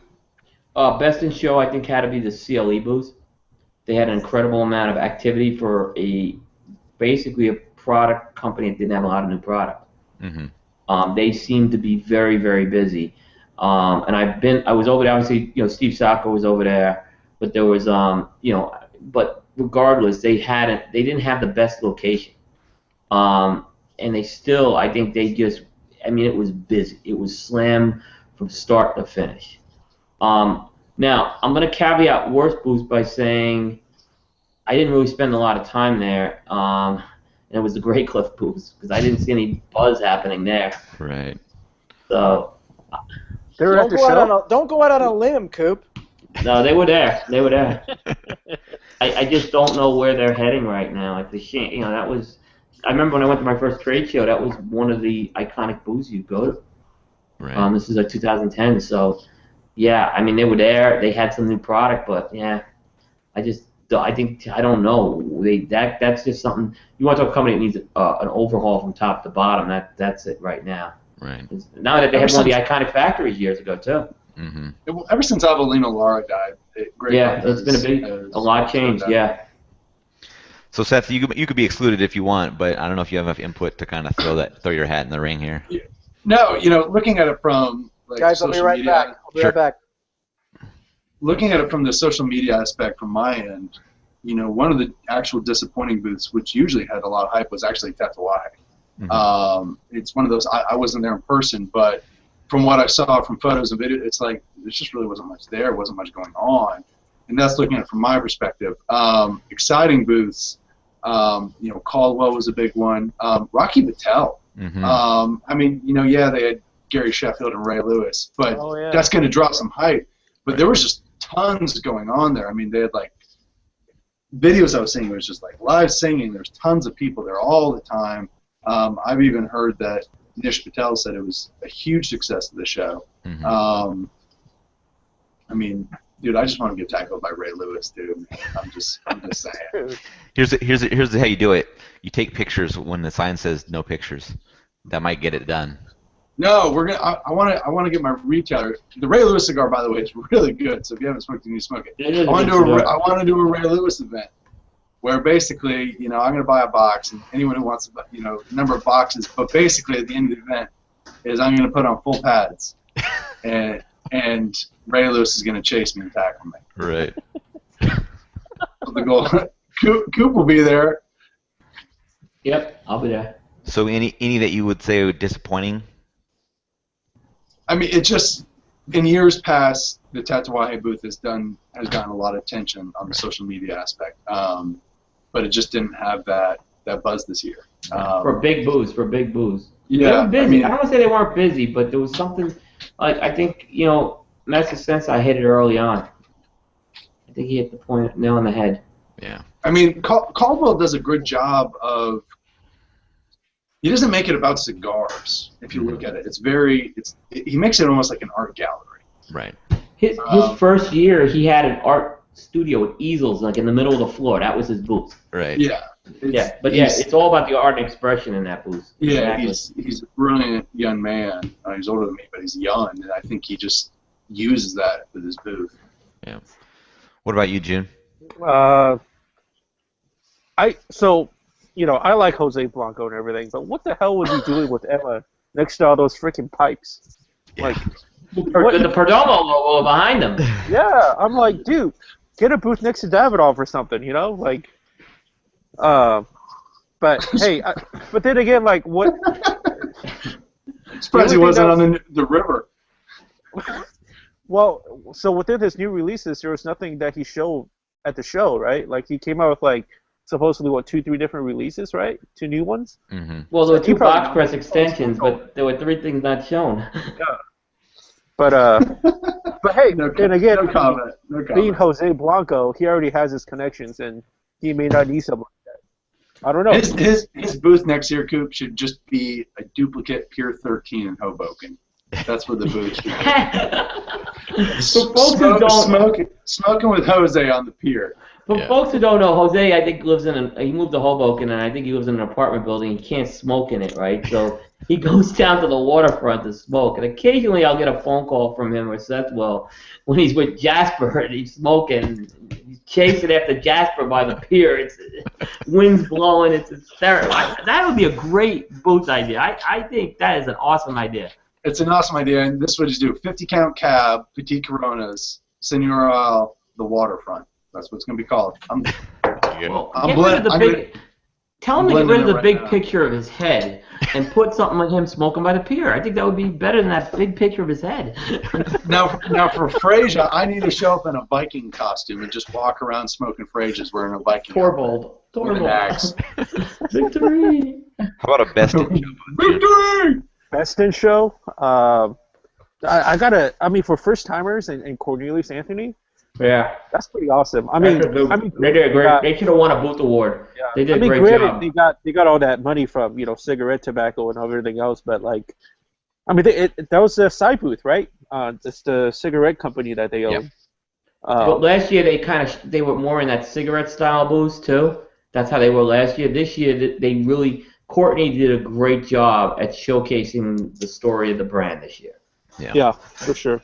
We should have won an award, that booth. I mean, it was really one of the better booths. I agree.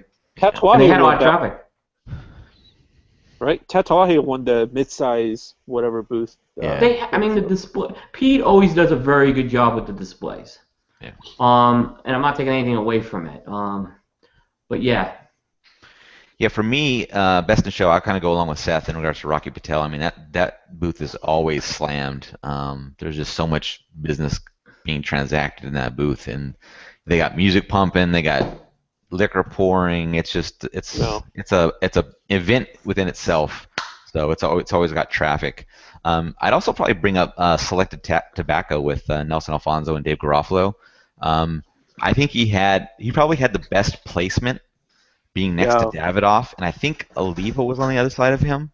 I think he just got so much traffic from overflow as well as the draw just to the cigars that they have.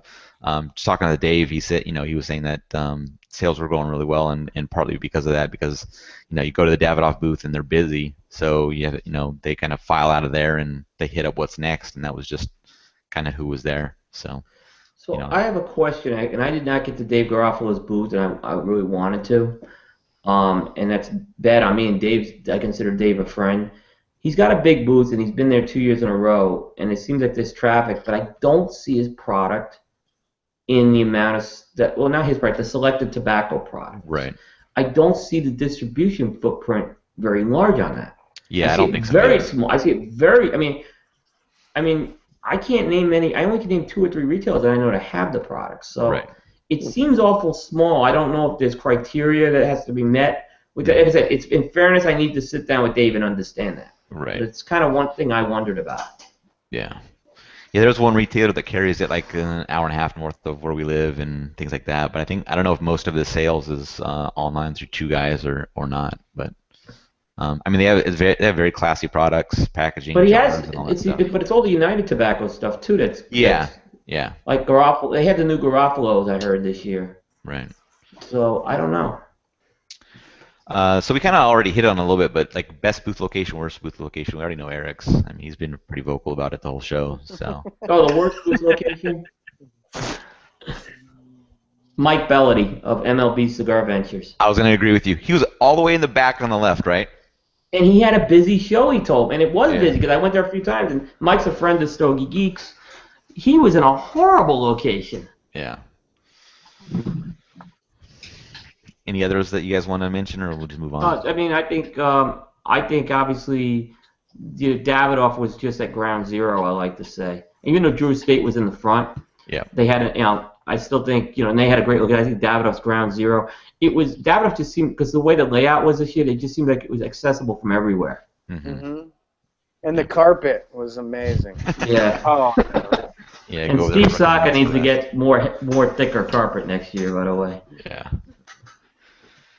So, and I'll caveat this with my experiences. I don't smoke a lot of cigars at the show. I had, I think, a similar experience that Eric had. The first day, I didn't like anything I smoked, and I know that they're good cigars. I mean, I smoked the Amasa the first day. I didn't like it, but I know it's going to be at least a decent cigar. So, any cigars that you really liked at the show, and any cigars that you didn't like at the show?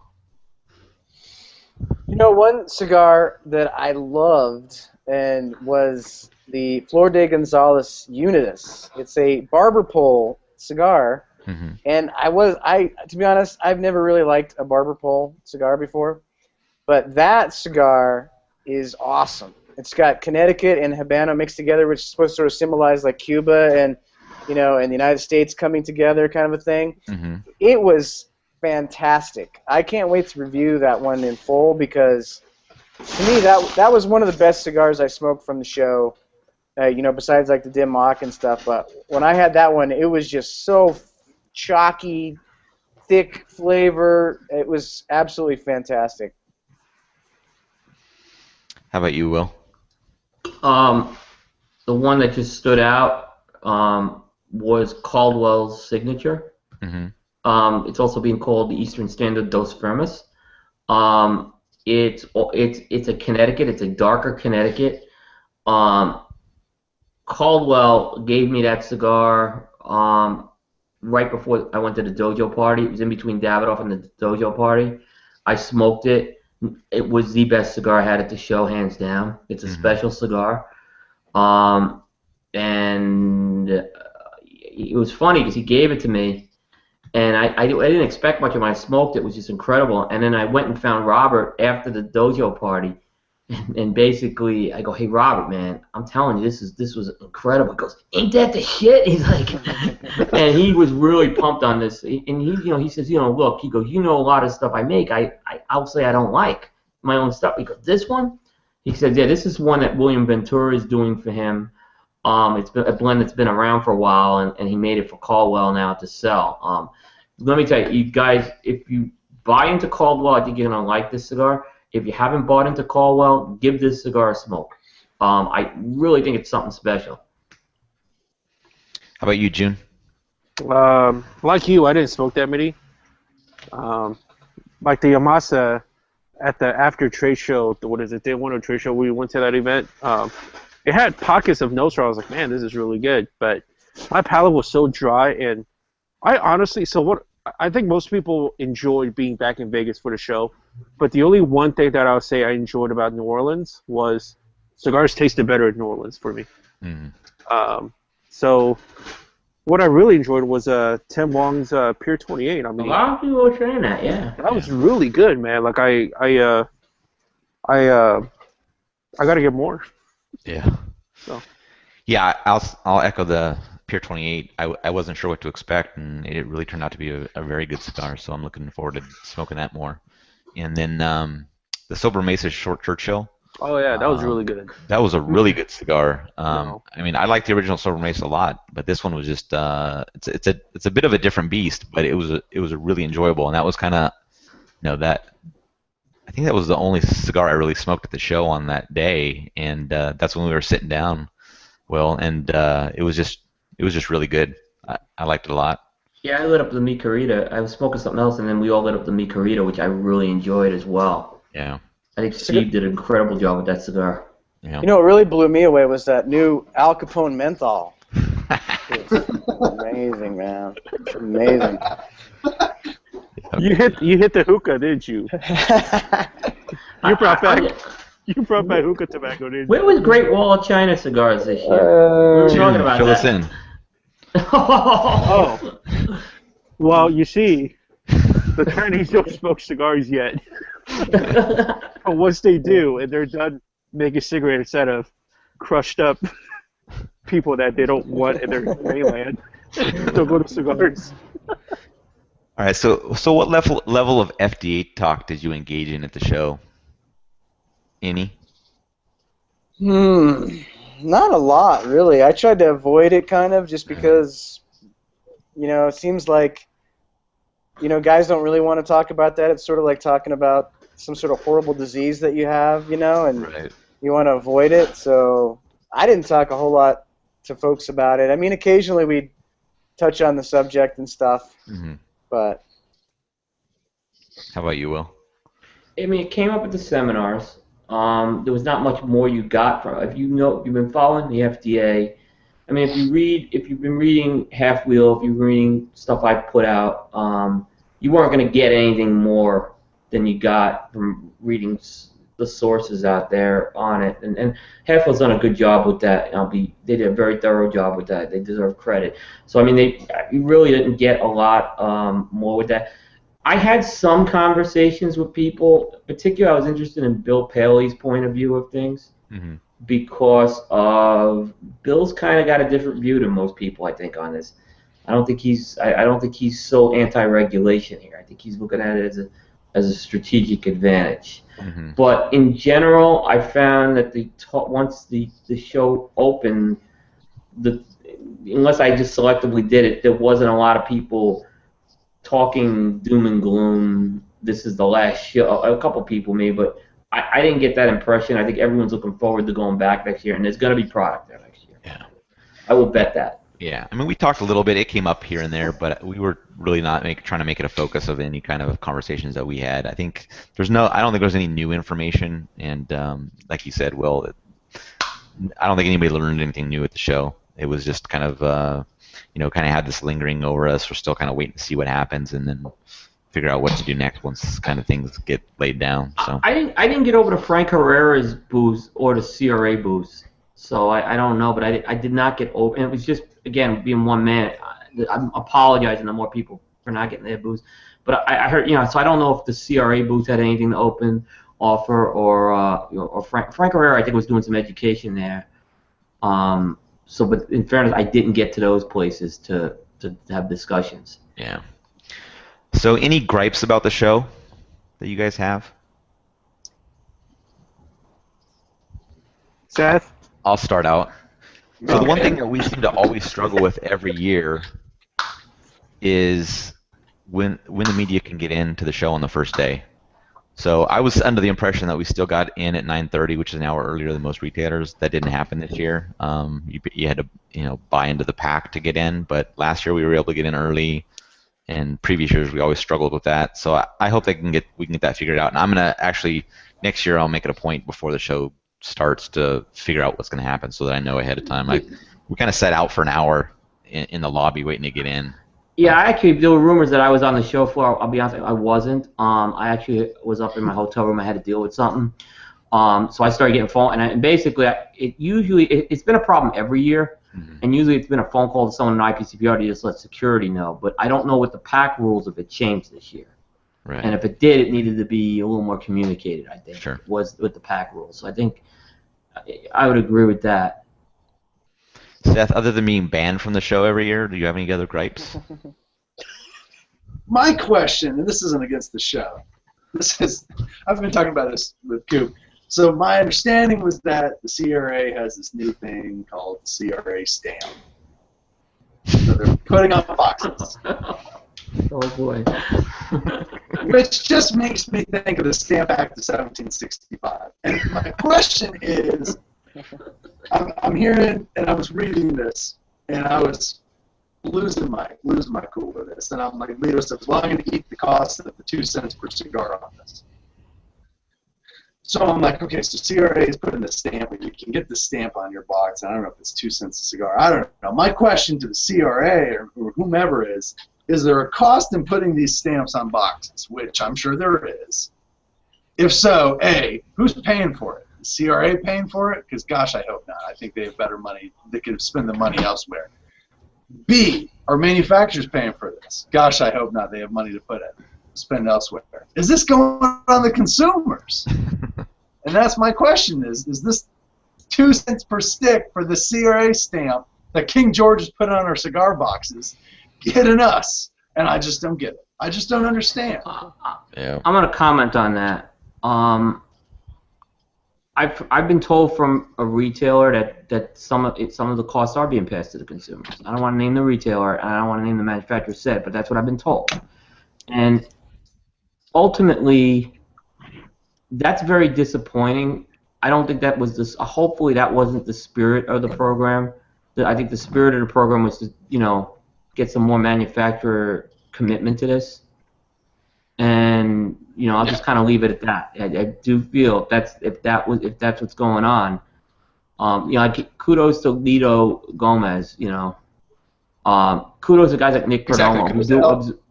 Nick Perdomo continues to absorb costs here and not pass it to the consumer. If you're passing that to the consumer, I think you're missing the point of the program, and you shouldn't bother with it.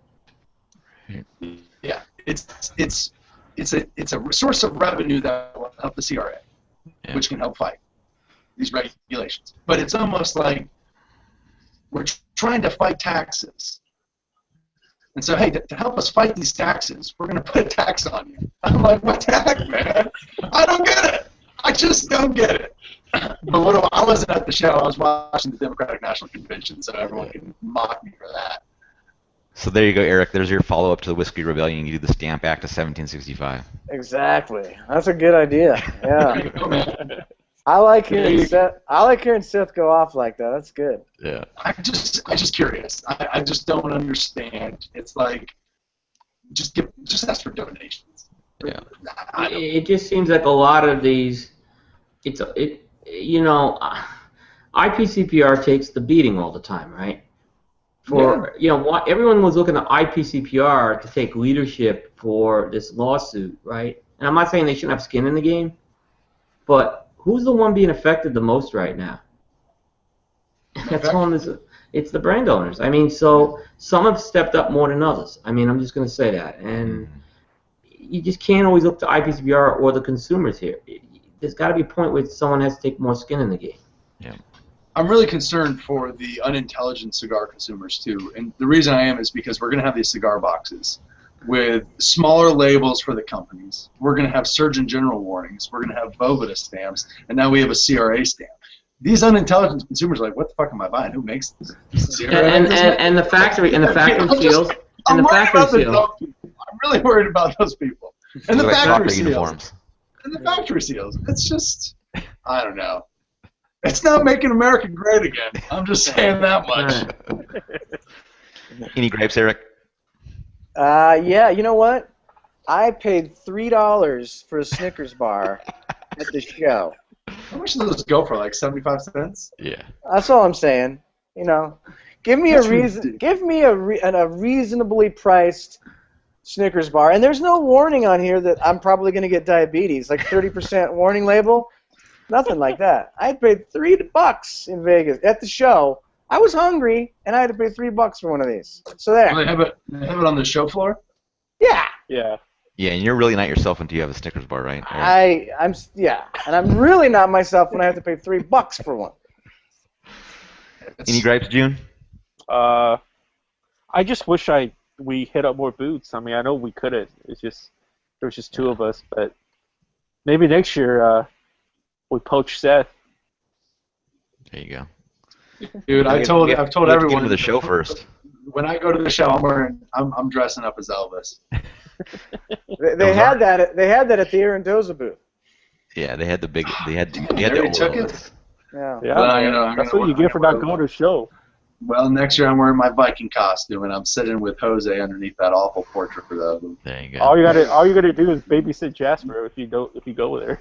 Yeah, you may get. That's why I was at the show, man. I was at the pool. I was at the pool, guys. I was at the pool with Jasper the whole time. me and Dave Wong were just playing like Marco Polo with Jasper. All right, so I know I've had you guys on here for a long time. Any other topics that you want to talk about? Can I get my gripes? Touch on? Can I get my gripes? Go for it. Oh, sorry. Right. Okay. It may be a moot point next year. We don't know for sure. I say it every year. We've got to be able to ask for samples if you're in the media. Sorry, retailers, if that pisses you off. It's important for the new guys who, a lot of the more established guys, you can get cigars, but I think for the new guys, it does give them an opportunity. And then what happens is, here's what happens with me. I get, how come you didn't review my cigar? And I said, Right. because I didn't get one at the booth. And then it's like, how come you didn't ask for one? Mm-hmm. And I get that every year from someone, right? And I usually don't review show samples anyway, but I get that back. It's an archaic thing. I say it every year. It needs to go away. So I think that discussion needs to be happening if samples are allowed on the show floor, and there's debate on that. I'm not sure if samples going to be banned next year. Yeah. Number two is they need to get these pushy salespeople who are not cigar people off the show floor trying to sell massages and creams and stuff like that. Right. Enough of that. This is a business show for tobacco and tobacco products, and I don't know why. If I want to understand why these people are continually there, and they're intrusive. Get them off the show floor. Number three is, and I wasn't there for this, but I started hearing this, is the opening reception. Apparently, for the first time, I heard they were charging for the open bar, which in the past 6 years, that is not the case. Mm-hmm. If you're going to make a change like that, you need to communicate that to people, because the prices were not nominal charges, Right. and people, I think, would have rather been somewhere else. They could have been at the Laguna Bar, actually getting a better deal. So I think that needed to be communicated when you make a change like that. Otherwise, IPCPR had a very good show overall. They had one of the best shows, I think, in the 7 years. But those are some minor points I think that could be addressed. Sure. You know, Coop, with those gripes, you know what you need? You need a What? massage, man. You need a massage. I had one, and then they wanted $195. I had one, but then they wanted $195 for the device. Dude, the last time I got a $195 massage, it was a nice ending. So, I mean, what do you expect to It pay was a for it? massage device they were trying to sell me. Yeah. I didn't realize they were gonna take. Yeah, we take cash or credit card, but we prefer cash, is what they said to me. Yeah. But they give you a free Snickers bar, too, when you're done. I didn't get that. Jojo. Jojo didn't even get it either. All right. Any other topics you guys want to touch on? Atomic Liquors. Yeah, that's a good spot. Man, we found the best place, huh, Aaron? Yeah. And June, that was great, man. It's like way off the strip, and you can get cocktails that are good. And June got me some Japanese whiskey, and the prices are like regular prices. Yeah, they're fair. Oh, nice. No. So you got to go like way off the. That was the first bar in Vegas that had a liquor license. Really? Yeah. Wow. It was awesome, man. We had such a good. We went through, I think, three of the nights that we were there, and then we went to Container Park and had that good Mexican food. Yeah, I mean, made by real Mexicans. I think you gotta I think that's the thing now. I have a whole new appreciation for Vegas. You gotta get off the strip. Yeah. And do that kind of stuff. That was a kick in the butt. Yeah, fire-breathing praying mantis and everything. I mean, Exactly. You see everything. Say what? That's And right. Coop, by the way, you drive like a total New Yorker. Thank you. I take that as a personal compliment. Although I was freaking tired going around in circles that night. That was hysterical. I was really tired. I had to go out and buy a bag because both my bags broke. So I drove these two guys back. I was freaking tired. I missed like 3 or 4 turns. So I'm just like wailing around. I've driven to Manhattan, so yeah. You give a good name for the Asian woman drivers out there. Who drove better, me or Coop? I thought you were a good driver, Eric. Yeah. I mean, you're driving a big I drove old. 2,400 miles. You only drove like 800. Well, we had a personal DJ with Eric, so in the car. Yeah, so that true. helps out too. That helps. Oh, man. Playing name Where'd that you tune. Yeah. By the way, don't play name that tune with Eric. He's like, if you ever watch the show, some people aren't as old as some of us, so they may not even know what we're talking about. But in Name That Tune, you had to say how many notes you were going to guess this thing in. Eric would be that asshole that would say, I can name it in 1 note, and you can't beat this guy. Bong. I was on it that night, man. You were. And I gotta say, I was really glad to meet the Suicide Blonde NXS fan from Dojo, Karen, who I'm a big NXS fan, so she was really cool. She was, her and her husband, they were super excited to get to meet you. I was shocked, like, why they want to meet me. And then I was giving, I don't know if I ended up giving the shirts, but the shirts all went to the female Dojo people. I think you guys might get a couple, but they were, yeah. Nice. Coop, you were the hot commodity, dude. Yeah. Jeez, I was like, That was funny. You're so My wife busy said, "Who are these social. people?" You're My so wife busy said, socializing, you couldn't go in and spend time with Jasper. No. I wasn't asked to babysit Jasper. Emma was like, "Why don't you meet me at the pool? We could talk about Cindy Hurl." I was like, "Over at Treasure Island." Dude, I was across country and I was being asked to go babysit Jasper. Oh, it was. Jose was a little priceless. That's all I have to say. Because I saw Jose as that whole thing was unfolding. All right, guys. Anything else before we wrap up? So for me, man. That's it, man. All That's right, it. I'm good. Thanks for sticking on. We were on here for a while, so. Well, it was a good covered a lot of show. I topics enjoyed on here. this a lot. Yeah. So, Will, tell people how to find you. You could go to on Cigar Coop. It's www.cigar-coop.com. For Stogie Geeks, it's www.stogiegeeks.com. How about you, Seth? Find me at cigarfederation.com, abonoscritic.com, What Embargo, and repelthestamptax.com. He beat you to it, Eric. All right, Eric, how do they find you? You can find me at sethshumidor.com. Orbit. Cigar.com. Get on the app.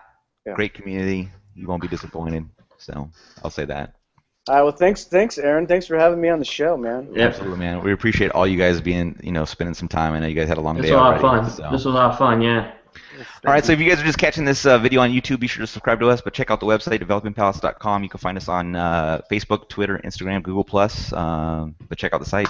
And thanks for sticking along with this long video. I think there's probably a lot of valuable information here. If you didn't get to attend the show, kind of gives you a feel the vibe of the show. And we hope you enjoyed it. And we'll catch you on the next video.